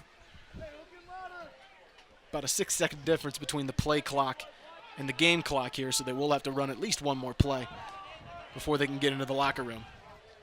Salentine, and again, just lining up in the I formation. This time they will go up the middle, and Jackson Wang actually gets up to about the first down marker, puts down there by Jackson Wall. And that is how we end what was, well, a very dominant half there for Barnesville, who goes up 42-0 into the break, Cole. Yeah, definitely. Barnesville looks sharp. Outside a few penalties and the turnover there, they look really good. Every time they touch the football, it seems to go for 6 points. When we come back, it's the Cass Clay halftime report. 42-0. Trojans lead in our game of the week.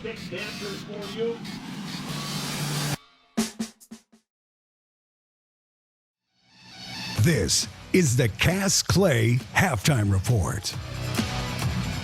Back in Barnesville here, 42-0 Trojans leading in what was an hour-long weather delay to start this game, but we at least got some football in now. Zach Staten in the booth. Pleased to be joined by the activities director for Crookston, and that is, of course, Greg Garman. First of all, Greg, what was the waiting process for this game like? Because obviously you guys came from so far away to try to get this game in.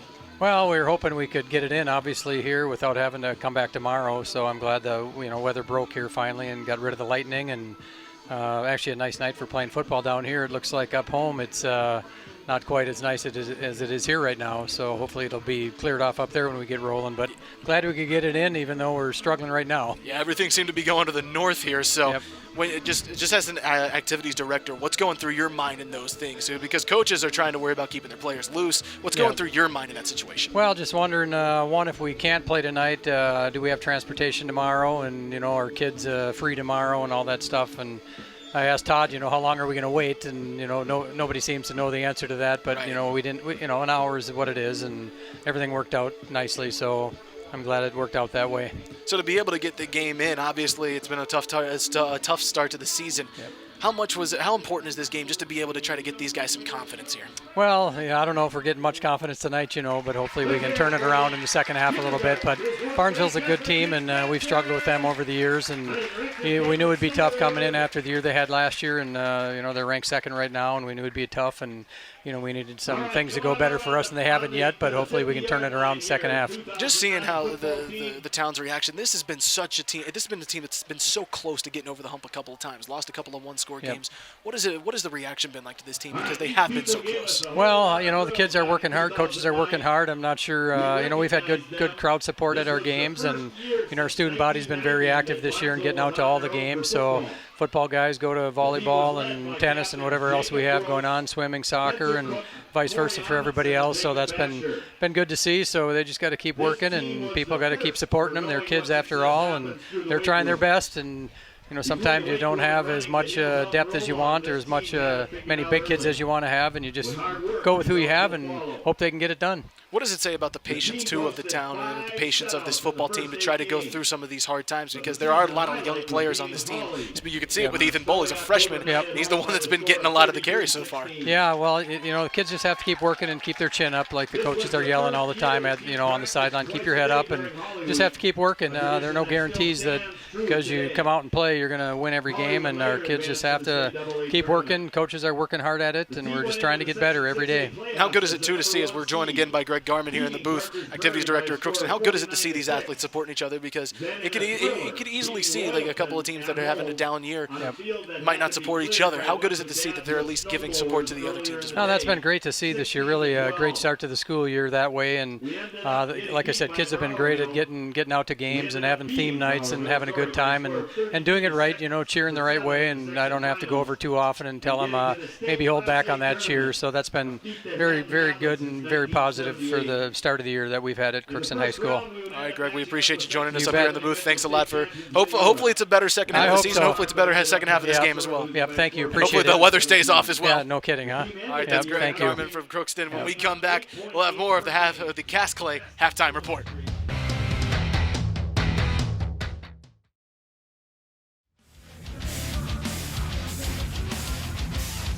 All right, we are back here on the classic Cass Clay halftime report. Barnesville currently leading 42-0 here in their first home game of the season. Now I'm joined by the AD for the Trojans, and that's, of course, Todd Hendrickson. First of all, Todd, what was it like just having to wait this long to get this game in? Well, that's a first for me, and I think a first for a lot of people here. That's never happened. But safety is the most important thing. We had lightning in the area, so unfortunately we had to wait till that cleared out, and then a little after 8 got ready to get going. I asked Greg, and he's obviously the visiting AD, so I'll ask you as the home AD, what are you thinking about in that situation? Because the coaches are just trying to keep the players as up as they could possibly get. Well, in that situation, we want to get everybody out of the stands and get them in a safe place. That's number one. Once we had everybody out of the stands, everybody just kind of hung around and made several announcements, and that's kind of how they wanted to handle it. Obviously, I don't think it was that great a threat, but the high school league kind of dictates what we need to do in that situation, and we followed protocol, and we're hoping it wasn't going to be as long as it was, but that's the way it goes. Not exactly how you, wanted the start of your first home game of the season to go, but you're still getting the home game in, and that's the important part. Absolutely, and it's just a memory. People will remember the game, and that's the way it goes. Todd, how cool is it to be able to honor the 2009 Barnesville team tonight? 11-1 that year, win a section champions. How cool is that to be able to get those guys back tonight? Well, it's outstanding. You haven't gotten a chance to see a lot of these guys for a very long time, so and they are the group that kind of got things going. That was the first year that we were on our own, and it was an exciting year, and that kind of started the tradition that we have today. So they accomplished a lot, and we see the results of that even today. Todd Hendrickson joining us here today, of course, the AD of the Barnesville Trojans. And Brian Strand was the coach then. Was he as much of a perfectionist then as I'm assuming he is now? Oh, absolutely. I mean, there's not a lot that's changed. I mean, he knows exactly what needs to be done, and he does a great job with the kids in terms of getting them motivated and, number one, getting them into the weight room. And that's been a success for a lot of our programs in Barnesville. We talked about it. How rare is it to have so many games without a home game to start the year? You guys only have 3 home games this season. We do, and initially our first game was supposed to be a home game with UNC, and then there was some issues with them whether they were going to continue their co-op or not. So they ended up going with a different schedule, which left all of us without a game. Sure. So we were able to get a crossover game with another district. Unfortunately, that was Ada-Bore up, but we both wanted a home game, so then the only fair way was to flip a coin, and I guess I called wrong. What did you call? I always call heads. You got to go with heads. It didn't work that time. I guess it's an inclination there. So now I got to change that up, I guess. But that's the way it goes. Next year we'll get 5 home games, so it works out. What's it like to watch this team on the field right now and how dominant they've been? They are so much fun. I mean, these guys fly around and they play so hard on the intensity level, and you can hear them when they're out here warming up. I mean, I get a chance to be out here early and watch them go through their pregame prep, and you just see that gradual build. And when that ball's kicked off, they're ready to go. But they play extremely hard, and there's a lot of kids involved in a lot of plays. They're just fun to watch. Todd, we appreciate you doing this for us. Thanks again for joining us here on the Cass Clay Halftime Report. And we love having you come out. Thank you very much. Hey, it's a fun game so far. 42-0 Barnesville. When we come back, we'll show you the first half of highlights, and we'll get you ready for the second half. I'm back here on our Game of the Week.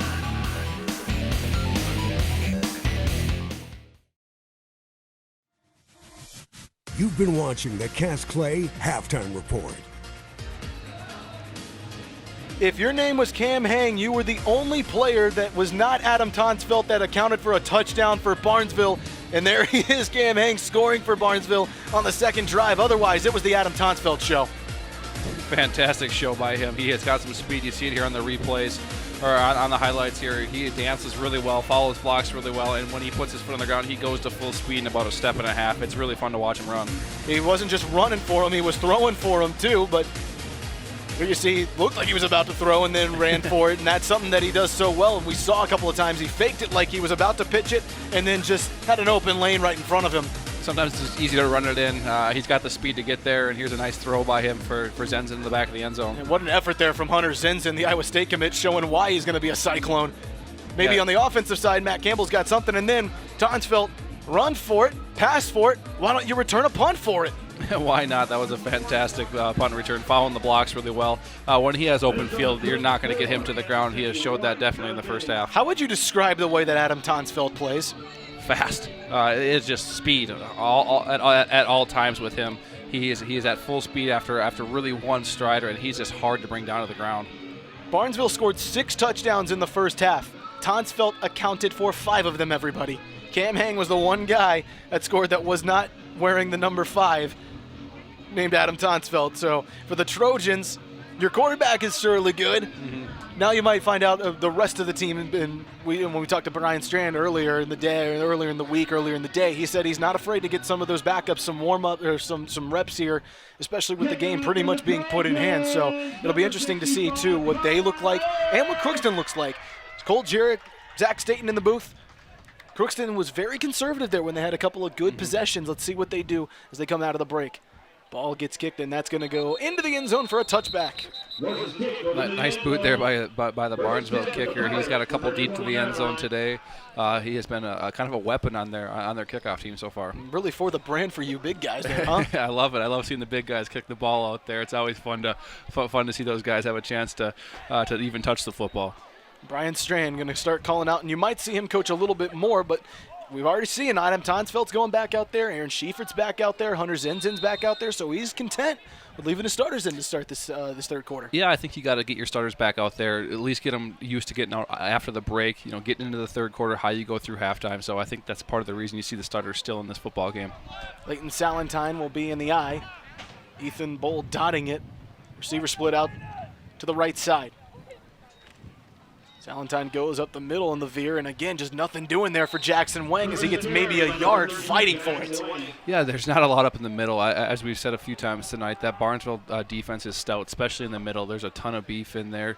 As you see on the little veer read here up the middle, they get a little bit of a push, but the linebackers fill very fast and not much space. I think they picked up about 3 yards here. We'll see a 2nd and 7. Jackson Wang is 5'7", 202 pounds. There's a lot of smaller guys in this game, but they carry a lot of weight. Right now, the power game has just not been there for the Pirates, who now face a 2nd and 8. Salentine this time keeps the ball, and I don't know if he got back to the original line of scrimmage there. It may have, or it may have lost a yard. Yeah, I think a couple of the Barnesville guys are a little upset they got held on the play there.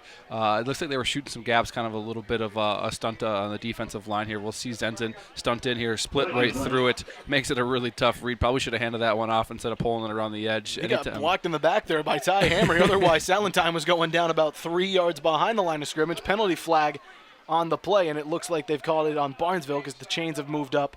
Looks like maybe an offside. It's a 5-yard penalty. They'll make it 2nd and 3. 2nd and 3 for the Pirates from their 27-yard line. Looks like we might have an injury on the Crookston sideline. They're setting the trainer across the field here. A little bit of delay to the game. Not exactly sure what happened there. They go across the sideline. We'll keep you updated there, but trainer going over. It looks like he's maybe checking on Jackson Wang. They might have taken the guy out of the game for concussion protocol. Just want to check and make sure he's good to come back in. Now 2nd and a little shorter. Salentine lines up, looking for a screen. Didn't see it. Has an open space, and Salentine's into the open field. Salentine's got a man to beat. Salentine beat him, and then nearly had the ball stripped by Hunter Anderson, and he slides down to the 30-yard line.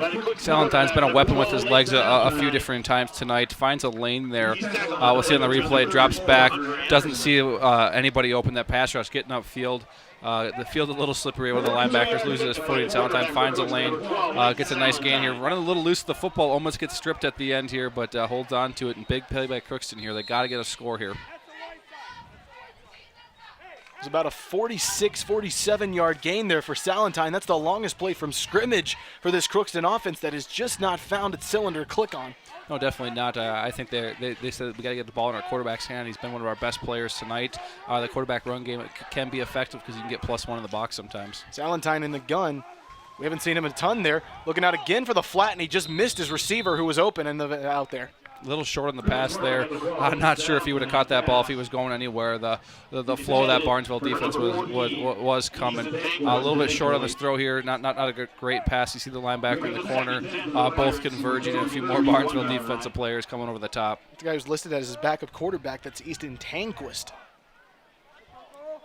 who's out there on the flat looking for something. You can hear Brian Strand screaming, "Watch the right side." I think they're going to run a play to the right here. Yeah, that's the wide side of the field. You want to get out to that far hash. Hand off to Bull. Bull escapes a couple of tackles, stays on his feet, gets to the first down marker at the 20-yard line is where he's put down. Still struggling with blocking the guys up front. Bull does a great job there to break a couple tackles in the backfield. Gets touched about 2 yards deep. Ends up picking up a nice gain there for Crookston. Picks up a first down here. Crookston is moving the chains very effectively so far. After that Leighton Salentine run, now they get a new set of downs. Well, we'll see if this Barnesville defense could blow up. Obviously, probably 4-down territory here for Crookston. Salentine at this point looks about as comfortable as he's been, even though, again, he's had guys coming left and right at him. Hunter Zenzen lined up at linebacker and give him, that's exactly where Brian Strand says he wants to get him a couple of reps. As Ethan Bull is tackled by Joey Mark, maybe gets a yard there. He wants to get Zenzen some reps at linebacker, but he also wants him to be sure that he gets as much as he can out of him at defensive end. Yeah, I think he's a very dominant defensive end, and what he can do at the line and really force teams to play on one side of the field is a very difficult situation for an offensive coordinator. And we see Zenzen moving back to linebacker there. You can kind of flow him anywhere from linebacker. You kind of can't run away from him. So I think that's a move just to put your best player in a spot where he can make plays all over the field instead of kind of limited to one side. Hunter Zenzen, as a Pirate player, is tended to down on the field, and don't want to speculate who that is, and we haven't been able to identify him, but it looks like it's Jackson Wang, who we saw just got checked on.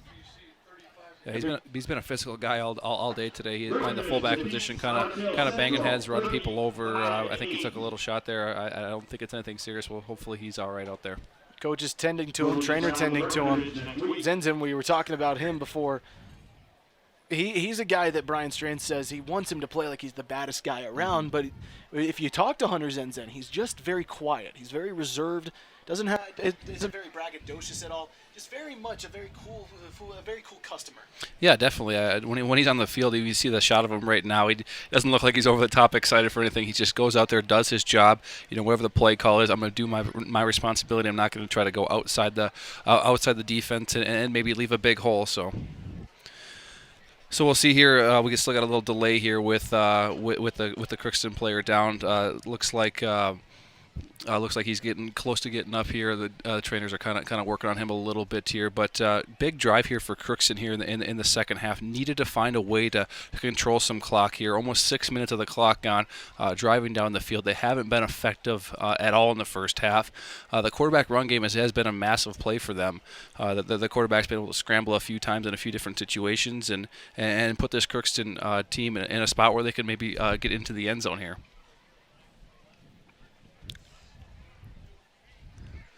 No problem. We see a sideline shot of the Crookston sideline there. A couple of guys look like they're a little tired. It's been a long day, a long break for them, a long bus ride down to this situation, and then an hour delay, and then a tough first half for that team. But credit to them for fighting, coming out in the second half and saying, hey, we're not done. We're not going to roll over and play dead.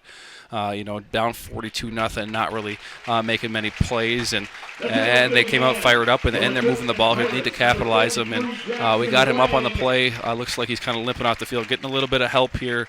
Nice to see him moving a little bit.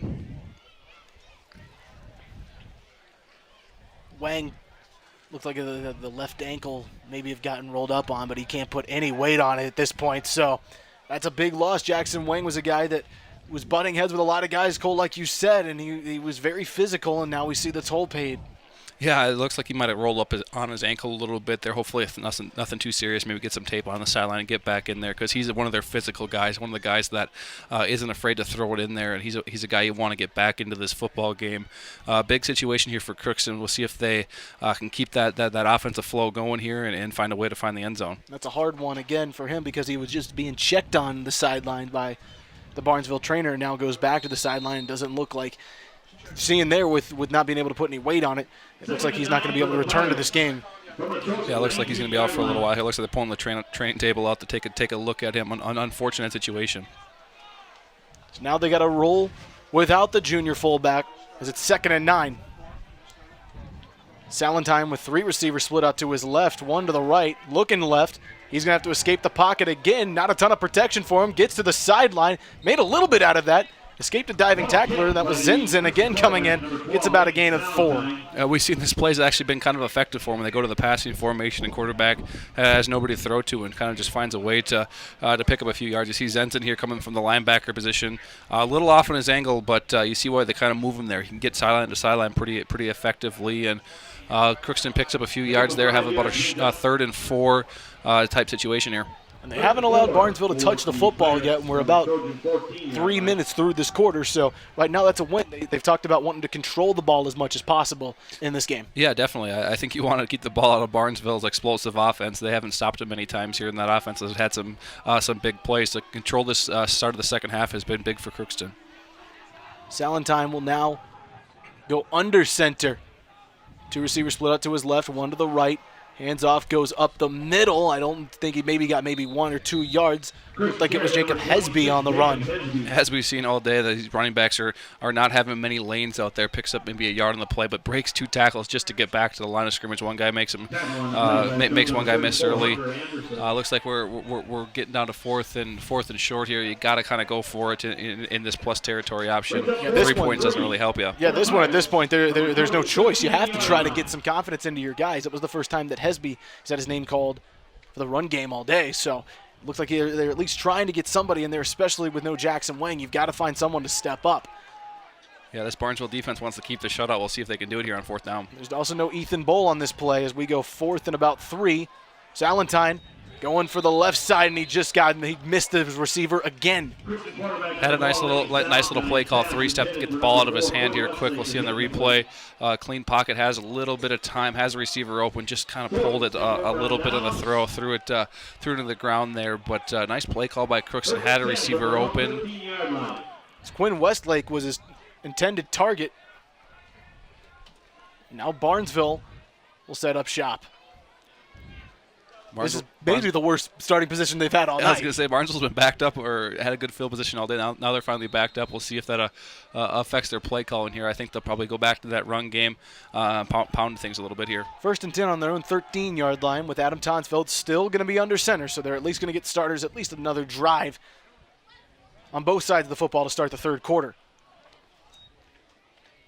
Tonsfeld gives it up to Anderson, who goes along the right guard. Anderson breaks free. Anderson escapes a tackle, stays on his feet, and is brought down in Pirate territory. Fantastic run there by Anderson. We've seen him a few times, busting massive plays tonight. Great blocking up front, breaks a couple tackles. We'll see him here.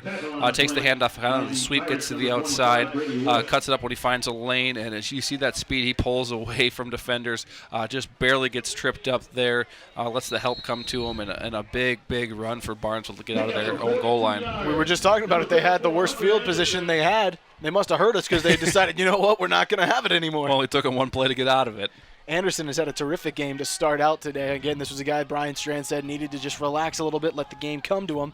But right now, we seem to have done that. He's been all over the field defensively, and in the run game, he's had a couple of really good possessions too, as Jackson Wall is brought down right in the middle of the field for maybe a gain of 5. Yeah, nice little run up the middle there. Crookston does a good job of limiting it there. Ball almost popped loose again. He does a great job of securing that handoff. Looks like it was a little bit low, but Crookston bows up, gets a stop there. We'll have 2nd at about 6 yards.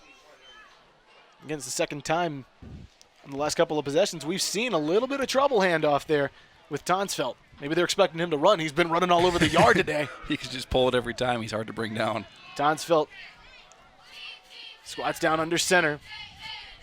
Hands it off up the middle, and this is Wall again, and Wall stays on his feet, and he's going to break free for a touchdown. Wall just walks in for the score. We got a flag down on the play. We'll see what we got here. We might have a flag on Barnesville. Looks like it's going to be on Barnesville. I think it's coming back. You can see the officials waving everybody back. Looks like we'll have either a legal formation. That's been the last couple times we've seen either an illegal formation or an illegal procedure that's wiped out something big for Barnesville. A procedural penalty on Barnesville, which is interesting. They line up in the same formation a ton of times. So. Goes right up the middle, and again, Wall was trying to look like he had just open space for days. He did. Completely gone. Really late flag coming off for an illegal. Wall gets into the end zone, and all of a sudden, It's just called right back, and you could see the officials afterwards just waving everybody back. So now it's 2nd and 11 instead of 2nd and 6. Donsfeld hands it off again to Wall, and this is a really concentrated effort on getting Wall the ball going up the middle. Yeah, I think they want to keep pounding the ball with him. We've got a Crookston player down here at the end of the play, but Barnesville just going back to that running attack. We're just going to keep handing it off, pounding it. Nice little run there, finds a lane, bouncing around a few guys. Had a run called back for a touch on the last play that he made a couple really nice cuts on. This is Barnesville's bread and butter. That's what they want to do. They want to grind things. They want to grind you down and hammer that rushing attack at you.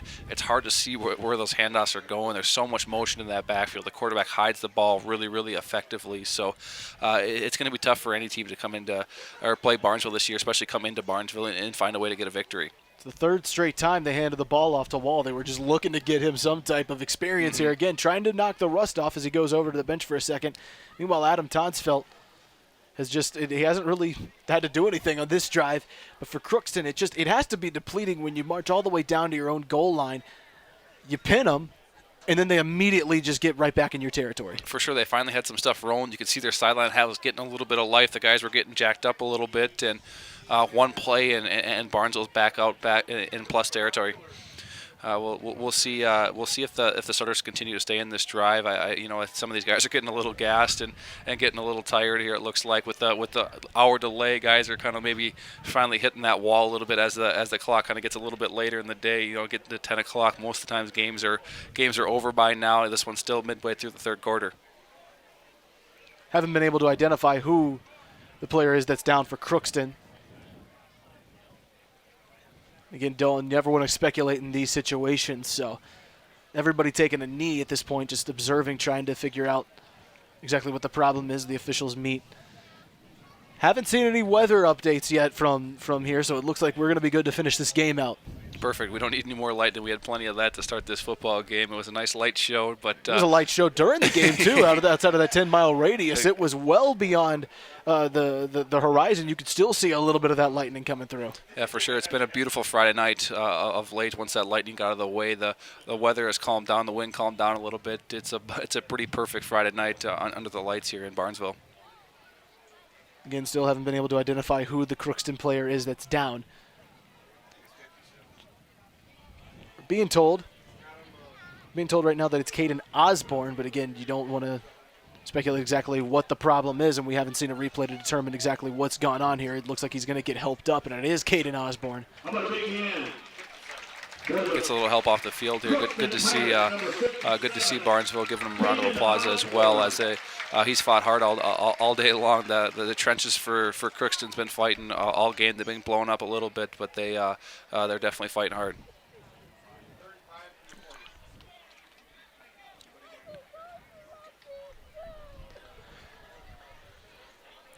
So Barnesville, 3rd and 5.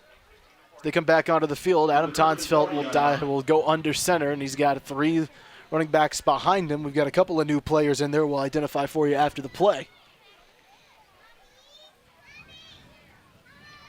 We've seen them, and sometimes in this situation, pull that for a pass. This time they'll just hand it off to Hunter Anderson. Goes over the right guard and nearly got to the first down marker. And instead it'll be about a 4th and 1 here, maybe 4th and 2 for the Trojans. We'll see if the Trojans punt doesn't look like it with their rushing attack tonight. 4th and 1 or 4th and short. I don't think they're too concerned about the way that offensive line's been pushing. I think they'll have a chance to pick this one up here. Looks like Barnesville starting to rotate a few backs into the backfield, get a bunch of guys carries, get a bunch of guys experience in this football game.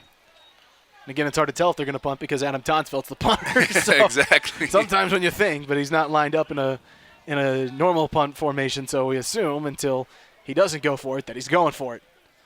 Tonsfeld fakes the handoff up the middle, gets to the outside, gets the first down, and he's just shoestring tackled, actually held onto his leg for dear life is the Pirates defender. Otherwise, he may have been going for 6 again. A nice play to limit that from being a touchdown. You got to expect him to keep the ball on 4th down here. He's been the most electric player tonight here. And look at Brady Wisk just hold on to that leg for dear life. That's a good tackle there. That he is not an easy guy to bring down in the open field there. Got a hold of a leg and Allergatum tackled him down to the ground. Tonsfeld, it'll be interesting to see how much yardage he has. We don't have the live stats right in front of us, but he's got to be well over 150 rushing yards. He's got a ton, especially on special teams as well. He's probably getting close to 300 all-purpose yards tonight. Tonsfeld snaps it. Goes with the handoff up the middle. This is Noah Kraus, who's gotten his first touch of the night. Runs over a defender. It's Brady Wiska again that tackles him. But he's going to have the first down, and they'll move the chains again inside the 20-yard line. Noah took the handoff up the middle. There wasn't much there. He said, "Hey, there's a lot of green space to the left side." Bounce it out, 2 hands on the ball for security. Finishes the run nicely. Falls forward for a nice gain and a first down for the Trojans. Kraus has been playing safety on the defensive side. We haven't seen him used on the offensive side yet. So Kraus gets his first touch of the night and takes it 10 yards. They're rotating those guys in. There's plenty of horses to take carries for the Barnesville offense. Tonsfeld will have a new running back behind him as Wyatt Roller comes back in after the first play where he fumbled the ball. Hunter Anderson gets it, bounces to the right side, breaks through a tackle, gets by another one, still spinning through, gets to the first down marker. Let's see if they give it to him. But that was a heck of a run there by Anderson. That was a fantastic run. Looks like he'll be a tad bit short of a first down, but I think he broke about 5 or 6 tackles on this play. We'll see on the replay here. Takes the sweep to the outside, follows the blocker, stiff arms one guy at the line of scrimmage. Nice cut back there, spin at the end, bounces off another guy, and finally corralled to the ground by the Pirates defense. So it'll be 2nd and 1 for Anderson.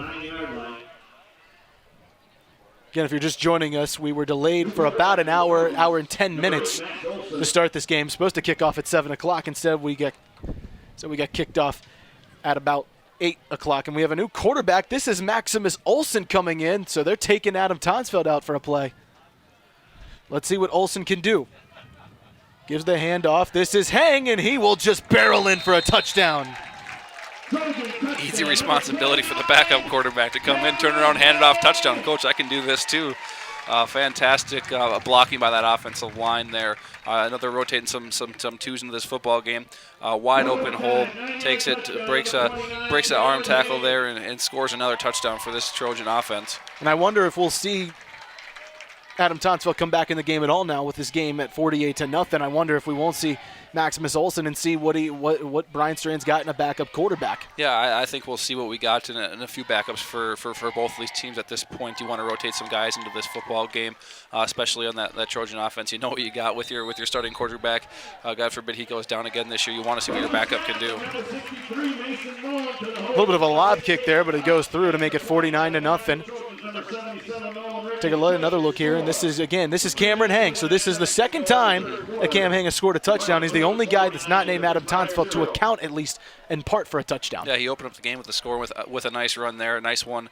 Again, get him by the goal line. He smells the end zone and finds it again for this Trojan offense. Adam Tonsfeld has accounted for 5 touchdowns tonight. Zen was on the other end of the throw from Adam Tonsfeld. Yeah, that was a nice catch. I thought he had one on the first drive too. The rest rolled it incomplete. Zenzin's probably a little upset he got a touchdown taken away there from him, but I don't think he's too upset with a 49-0 lead over Crookston here with 3:29 left in the third quarter. And so going into the fourth quarter, we'll have a running clock situation at this point, down 49-0. So if you're Crookston, though, you've had a couple of injuries mount up, and that's kind of deflated any sort of momentum, I think. But you did have the first drive of this quarter go all the way down into Trojans territory.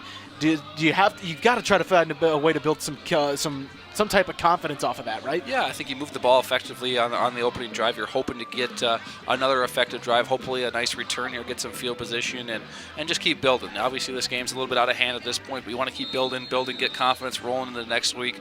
You know, Crookston's got an 0-4 record after this game by the looks of it, but hey, the season's not over. Everyone makes the playoffs in Minnesota, and this team can get rolling and find their way to get hot for sections. And as we talked to Greg Garman, they knew coming into this game it was going to be quite the uphill battle, knowing how good Barnesville is, ranked 2nd in the state in Class 2A, knowing how good they've been throughout the last couple of years. They knew it was going to be a challenge as this ball trickles out of bounds, and that is the first time we've seen Morse not have a great kickoff there. But they knew how challenging this would be coming in here, and obviously it's lived up to that. Tonight, just in about 14 minutes, you can tune over to WDAY and see First Down Friday, highlights from all the day's action. Again, a lot of those games delayed, a lot of those games still going on at this point, including our game here in Barnesville. But in just about 10 minutes, you can see Dom Izzo on First Down Friday. Again, that's on WDAY. Yeah, weird Friday night with this kind of weather, but hopefully all these games get finished up safely and this weather moves out of the way. I know there were some tornado warnings and some lightning and some heavy rain in some areas, but it looks like it's passing. It's passing here, and it's a beautiful Friday night, and we'll have an interesting finish to this football game. Again, we're delighted that you stayed with us throughout that weather delay here on WDAY Extra as we're in the third quarter. We'll try to keep you updated as much as we can here on the scores from all around our league. At the half, West Fargo trailing Fargo South by 7 points. Rolling out is Hesby, and he is just stood up at the line of scrimmage. The twos for Barnesville are getting on the field right now, and those guys want to make some plays too. They've been cheering on their guys for a good portion of this game, and some of these guys' first chance to get on the field, they're making plays early. And we got a player down for Crookston again here. Looks like the runner on the play, Jacob Hesby, took a little shot at the end. He popped up pretty quickly. Looks like he'll stumble or walk off the field here. And things feel like they just keep going from bad to worse here for Crookston because you've had a couple of injuries start mounting up here. Yeah, you don't want to get guys hurt, especially in this type of situation. Kind of why you start rotating some players into the football game, trying to keep your starters healthy. And Barnesville's got a lot of new faces on the field, but these guys look like they can play football too. They're a strong team. You can tell they hit the weight room. Their coach does a fantastic job coaching this entire football team. Another update from the EDC. Davies defeats Grand Forks Red River 37-6. So going into our game of the week next week, Rough Riders going to be licking their wounds off a bad loss. And nothing doing there for Crookston. Again, not a bad loss to lose to Davies, but the way after you beat Bismarck for the first time in so long, you want to come back, and instead they get beat by Cheyenne by 21 points, and then they lose to Davies 37-6. Yeah, not what you wanted in that football game for them. I thought they would have showed up a little bit better, but with the drive down, the time delay, you never know with some weather situations if things just got a little jumbled up for them. But I expect them to bounce back next week, and I think they'll be a little bit more prepared for that game. Northern Cass has jumped in front of Hatton Northwood 20-6 in another delayed game. They're through 3 quarters of play right now. Finley Sharon Hope Page defeat was up 50-20 on Richland. Pass goes out to Ty Hamry, and it falls incomplete, and it'll be 4th down. Nice little play drawn out there, just slightly overthrown by the Crookston quarterback. But looks like they're going to punt here, and Barnesville's offense will get another chance to drive the football again. Central Cass defeats Watford City 32-6 tonight. And 9-man football, South Border defeat Mont Regent New England 22-20. Finley Sharon Hope Page did end up, by the way, winning over Richland 50-28. So a punt formation here again for Brooks Butt, who has been at the, let's say, mercy of his center here. Little high snap again. Gets this one off, though. It's a good boot out to Adam Tonsfeld, who is still returning punts, everybody. Tonsfeld breaks it to the near sideline, and there's got to be some order by his coaches not to get hit anymore because he just goes straight to the sideline. The coach is yelling him to call a fair catch. The ball landed and in as front they of him, should, so you don't want him hurt. Exactly. Smart play by him. Picks the ball up, runs out of bounds, gets a couple yards, and it doesn't take a shot. A guy you got to keep healthy out there. I'm surprised they don't have a second guy to go back there and catch a couple punts. Again, a reminder, we were just talking about Red River. We'll see them next week. Central and Red River, the battle of the Grand Forks schools up at Cushman Field. We're looking forward to that one. A good rivalry game here. We get ready next week, September 27th, our game of the week. The Central Knights and the Red River Rough Riders. Anytime you get some rivals together, you never know what's going to happen. Like you said, you throw the records out, and it's usually a battle. Get a timeout here as it looks like a play was called in late for Barnesville, so they'll avoid any sort of delay of the game. And actually, it's Crookston that takes the timeout. A couple other scores: Hillsborough Central Valley a winner over Beulah, 21-8. So the Burros going into Class 2A with a pretty good start. Beat St. Mary's last week, and now they beat Beulah this week. They might be the tough team to beat this in 2A with Shanley moving up. Don't have to get past them this year. They'll be a fun team to watch. I think we'll probably be calling a game for them in the Fargo Dome later this season. Yeah, they might end up there. It's a great chance there for Hillsborough Central Valley to come up after the way last year ended, to be able to come back up and be able to try at Class 2A and starting out pretty well. Yeah, they're on a roll right now. They're playing really good football. They always have a great rushing attack up there. I expect them to keep pounding the football. They got a physical football team as well. It's good to see them off to a hot start. You just mentioned Shanley. Of course, they won today. Close game over Central. The Knights giving them a tough contest. So the first 2 3A games have been very difficult in terms of the EDC for Shanley. Last week, of course, they had that great comeback in the second half before falling to South by 3 points, 26-23. And this week, just barely sneaking over those Knights by a couple of points. So it's again Olsen that will be under center. So it looks like Adam Tonsfeld's night is done in terms of quarterbacking. We're going to see a few backups here.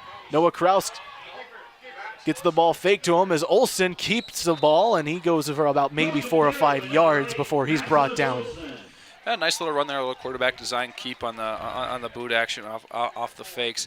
Not quite as clean with that fake hiding it behind him like Adam does, but nice little run. Gets out there, finds a lane, cuts up, gets a good 4 yards. Maximus Olsen has not attempted a pass this season, has rushed the ball coming into tonight 5 times, hasn't gained any yardage yet, so this is the first chance for him to really see a couple of positive gains. Olsen goes up the middle, and that handoff goes maybe about 2 yards with Wyatt Roller. It's good to see the Crookston defensive line still fighting out there. Those guys are playing tough. They've been playing tough all game out there. We see the handoff up the middle here, a little trap play. Nice play by the defensive line, making a fantastic stop here on second, forcing a 3rd and 5. The Twins, by the way, just defeated the Royals 4-3, so the magic number continues to descend for Minnesota and the AL Central Division leader. That'll be a fun time to watch some playoff baseball with the Minnesota Twins again this year. 3rd down and 5 is Brooks Butt. Really haven't seen him make a ton of plays defensively tonight, but they've been running away from the middle of the field a ton with Adam Tonsfeld. Ball goes outside. That's Joaquin. That's Joaquin Nelson that gets the play. The first time he's been able to go for a run tonight. It doesn't go anywhere, and it'll be 4th and 5. We'll see on the replay here. Things aren't quite as sharp with the twos in the game. Obviously, don't get as many reps in practice and definitely game situations. But ball past midfield here. Looks like Barnesville's going to go for it.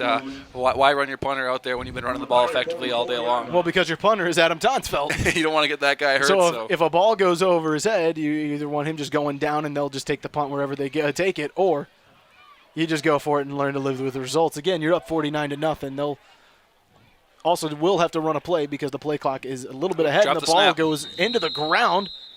Even if Barnesville recovers the fumble there, it's not going to matter because it was 4th down. And we'll get into the fourth quarter here with the end of that play. Dropped the snap, didn't have a chance to execute the play. And that's why you get your backups there, some live reps. As we go into the fourth quarter, we'll have a running clock at 49-0. The Trojans taking it to the Pirates.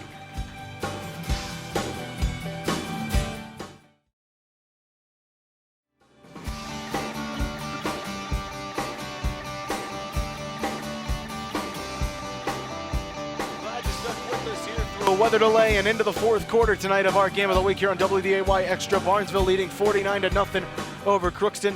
Alongside Cole Jarek, I'm Zach Staten here in Barnesville, where the Pirates set up shop for the first time in the fourth quarter. They'll have a new quarterback as Easton Tanquist comes onto the field. He'll replace Leighton Salentine. Ethan Bowl behind him. First snap goes into the ground. A backwards pass finds Bowl. He's going to get back to the line of scrimmage, escaping towards the right side.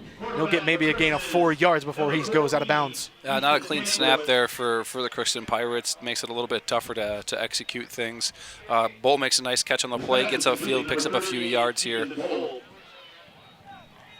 Bowl again just able to escape a couple of tacklers here, and you can see he does run hard. Scott Blatt told us at the 6 o'clock in our interview with him, he runs very, very hard for a freshman. Yeah, definitely. As a freshman, that kid's going to keep developing and be a really good player by the time he leaves this program as a senior. How about this? Lisbon, off to their best start in recent memory, now 4-0 as they've defeated Ellendale Edgeley Combe 50-22. The Broncos have come out firing so far this season. Bowl gets the ball, breaks free, going towards the sideline, escapes a couple of tacklers, and it takes a couple of guys to bring him down. He's at maybe the 25-yard line. Good to see this Crookston offense finding some holes.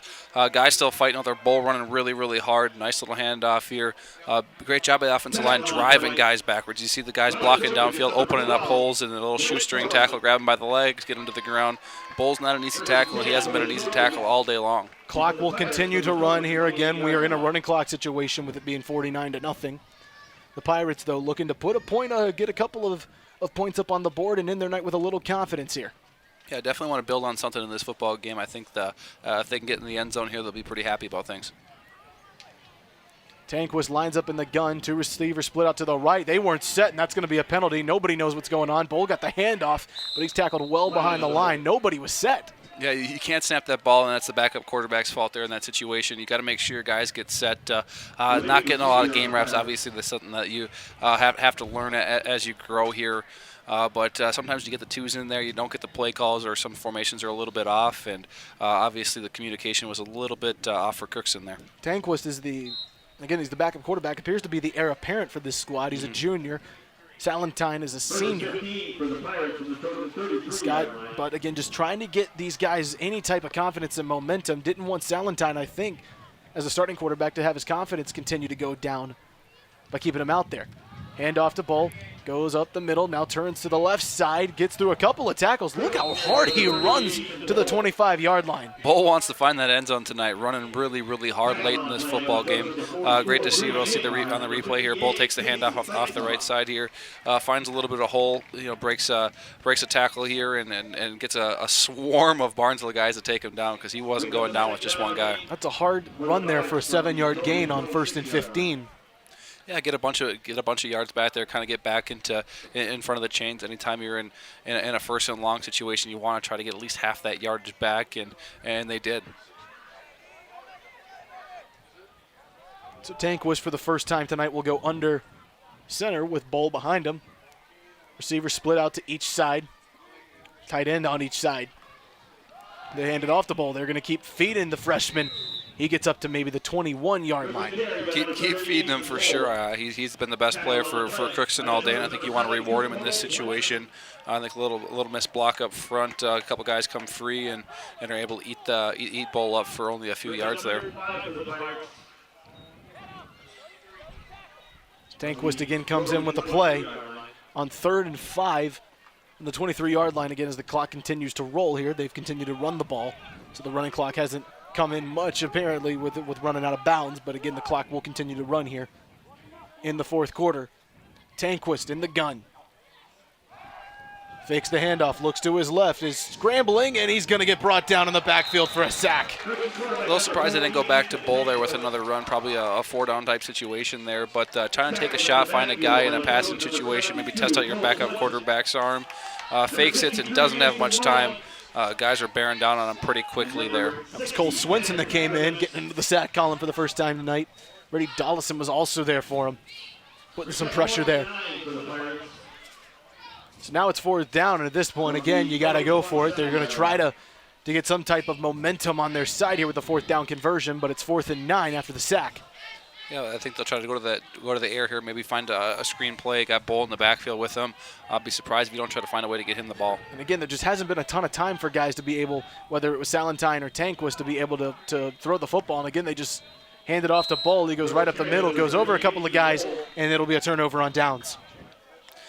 Yeah, I think you want to try to get him the ball, maybe catch him off guard, thinking you're trying to throw it out of the shotgun there. Bull's been your best option all day. The Barnesville defensive line was just swarming on that when they got off their blocks and nowhere for him to run. Looks like on the replay there you could see the Barnesville guy get rolled up on a little bit. He's down. Let's see what's on the air tomorrow.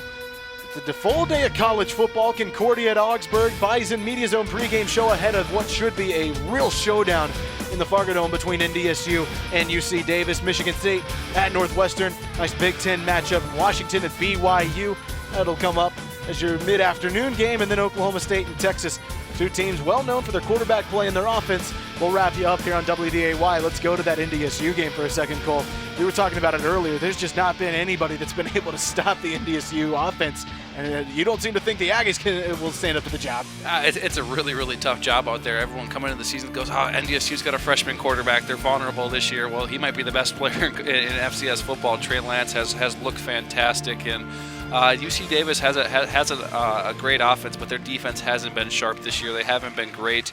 I don't expect them to have a great day on defense trying to stop this very vaunted NDSU offense. I think that rushing attack will get going, and Trey Lance will find some nice play-action passes, and NDSU will rack up some serious points. It's really interesting is Graham Abar is the injured player for the Trojans that comes off the field, getting a couple of head taps.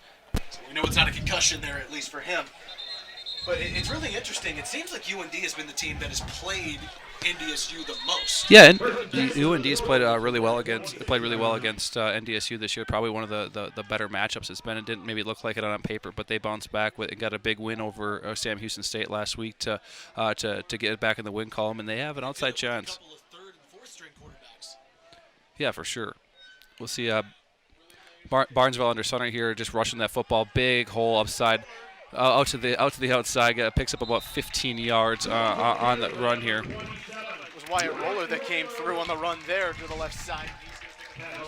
Wyatt Roller on the outside there with a nice pickup, moving the chains, gets that clock ticking again for the Barnesville Trojans. We'll see in the replay here, handoff to Roller, doesn't get touched, big massive hole to drive through, picks up about 10-12 yards before finally Crooks is able to get their hands on him here.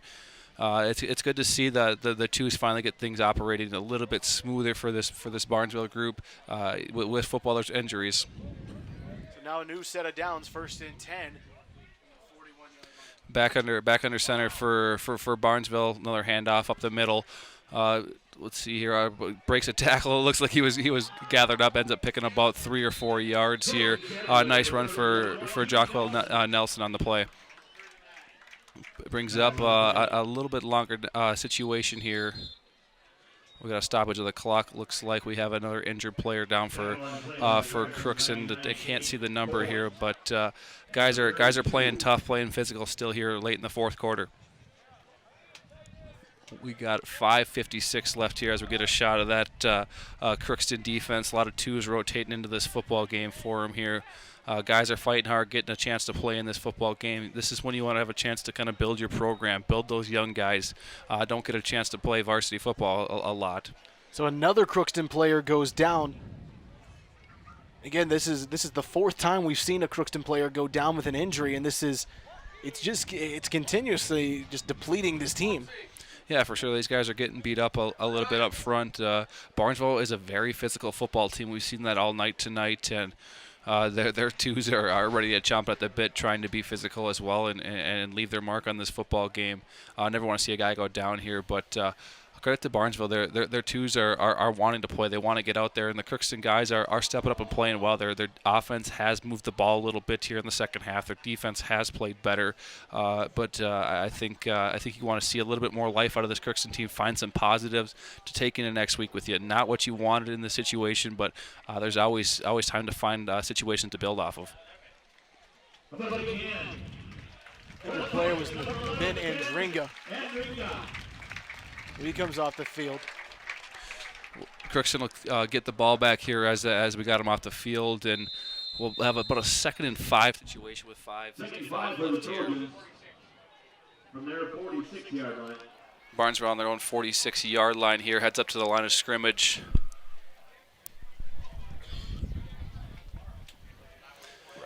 Under center here, we got Barnesville's offense. Looks like we'll probably see a lot of the same formations here to finish the game out. Run back up the middle, got an open hole, got some room. We got about a 20-yard run for, looks like it was Bryce Kruger on the run there. As they keep running these running backs in there, they seem like they got about 20 of them. Bryce Kruger, he's had 1 attempt on the year. Make that 2 attempts now, 2 yards. Pretty good average there. Now he extends it out a little bit there. He's going to be asking the coach, why don't I get the ball more? Look at my average. Yeah. You give me the ball, I keep rushing for big yardage. Yeah, every time I touch the ball, we're seeing something good seems to happen. Exactly. See on the run here, makes a nice little cut, finds a hole, and gets upfield, finishes it strong, falling forward. So Barnesville continues to move the ball with 5:05 left to go here in the game. Another new quarterback here to the Trojans as they run the play again. That's Logan Ernst who comes into the game. He's a 5'10", 135-pound junior. As Ernst is now going to run the offense for a couple of plays. Yeah, just keep rolling guys in there, get a bunch of reps to everybody. I think Wyatt Roller gets the carry here up the middle. Nice physical run to pick up a couple yards. It's good to see Barnesville get all of their players in. You work so hard on scout team all week for varsity reps, and you want to play under Friday Night Lights. It doesn't matter what age you are. It's a really cool experience. So it's great of their coach to rotate and get these guys carries and get these guys in the game. And it makes sense for Ernst to be able to be in the game right now, given the fact that Maximus Olsen's a senior, Ernst is a sophomore. He more than likely will be the one that takes over for Tonsfeld, who's still going to be a senior next year. He's still got a year to go. Joaquin Nelson, this is a guy that Brian Strand really likes here, and you can see why. He's got some speed to burn. He goes down to the 24, 23-yard line. Yeah, really nice run there by Nelson. Just a sophomore for him. He's got a little bit of speed. We'll see him here. Takes the pitch, gets out to the outside, and you see why they like him for sure. He's got the speed to get to the edge, and he finishes the run hard here. Following forward for an extra yard and a half there. Barnesville's offense back in business here. Looks like they're inside the red zone, hoping to put up some more points. It's a guy, Nelson's a guy that Brian Strand said he worked on for a while, wanted him to come play. He's an athletic kind of guy. In fact, he said because he's the principal at Barnesville, he was like, look, I'm going to bring him down to the office and make him think he's in trouble, and actually I'm just going to try to convince him to play. So pretty good strategy there from Brian Strand, although I think there might be a little bit of an intimidation factor in there with some punishment. I'm not exactly sure. Ernst hands it off. This is Cross sneaking up the middle. He's got an open lane, and he's got a touchdown. Nice run there. Barnesville's offensive line still opening up holes. These guys are jacked up in the end zone. They don't get to score probably a ton of points in the varsity field all season long, so they want to take advantage when they get their opportunities. And we'll see on the replay here, just a simple little dive play up the middle. Guys are blocking hard though, blocking downfield, opening up lanes. Underrated all night long is the blocks in the second and third level for Barnesville. Those guys are unselfish. They're willing to get downfield, make blocks, all game long. They're going to continue to try to get these backups a little bit more time here as they're going to go for a 2-point conversion rather than kick the extra point. So it's Ernst still in.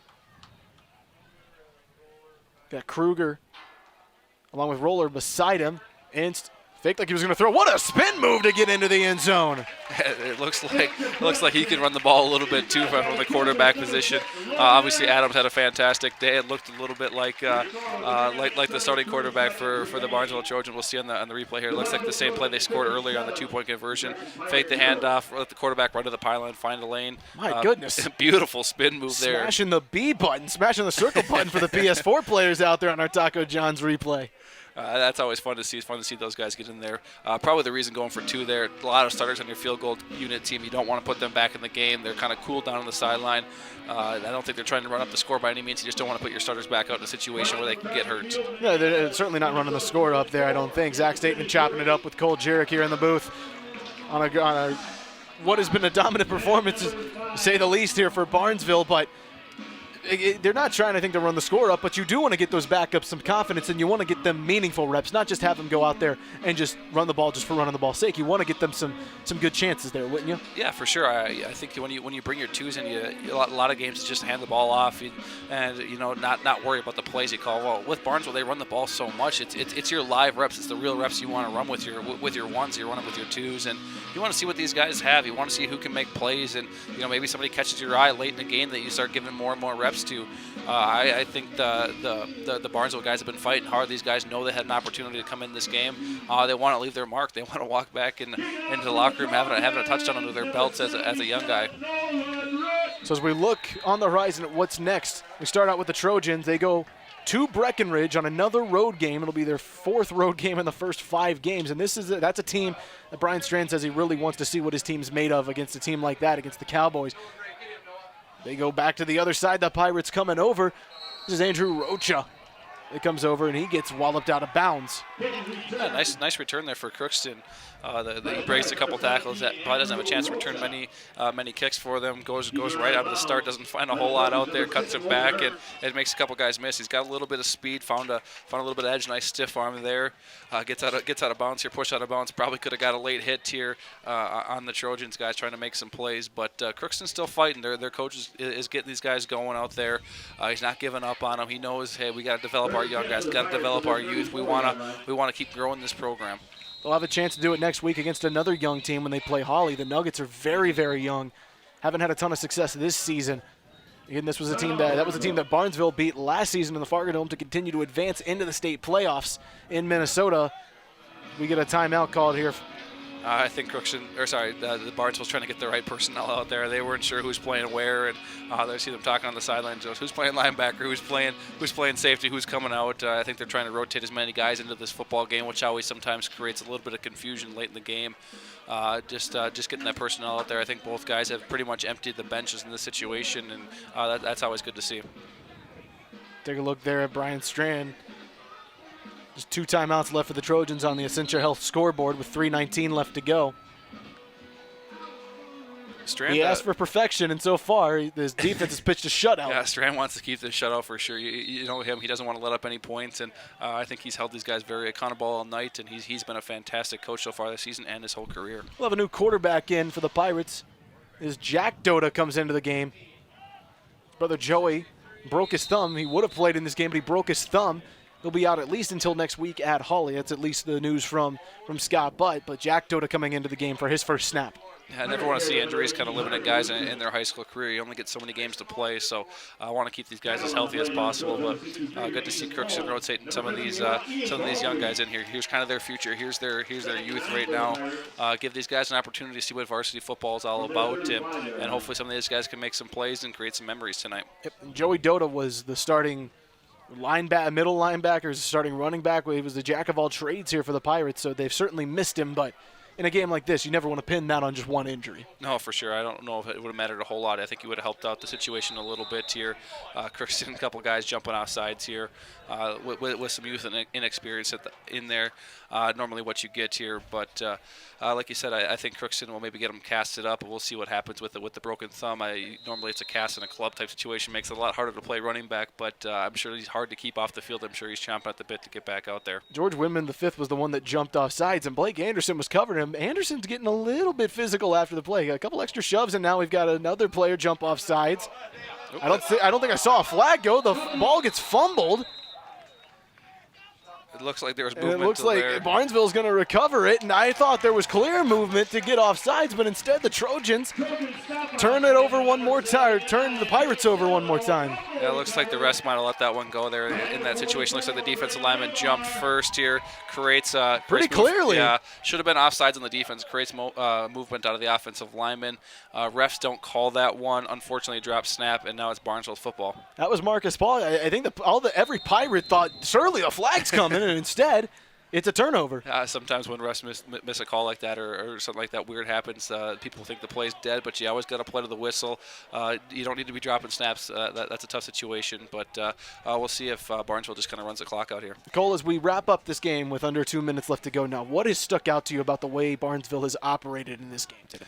I think they've been pretty sharp for the majority of this game. I think there was a couple early penalties that you didn't want to see. Maybe that long delay kind of affected the start of this football game for them. But I think they were really physical on both sides of the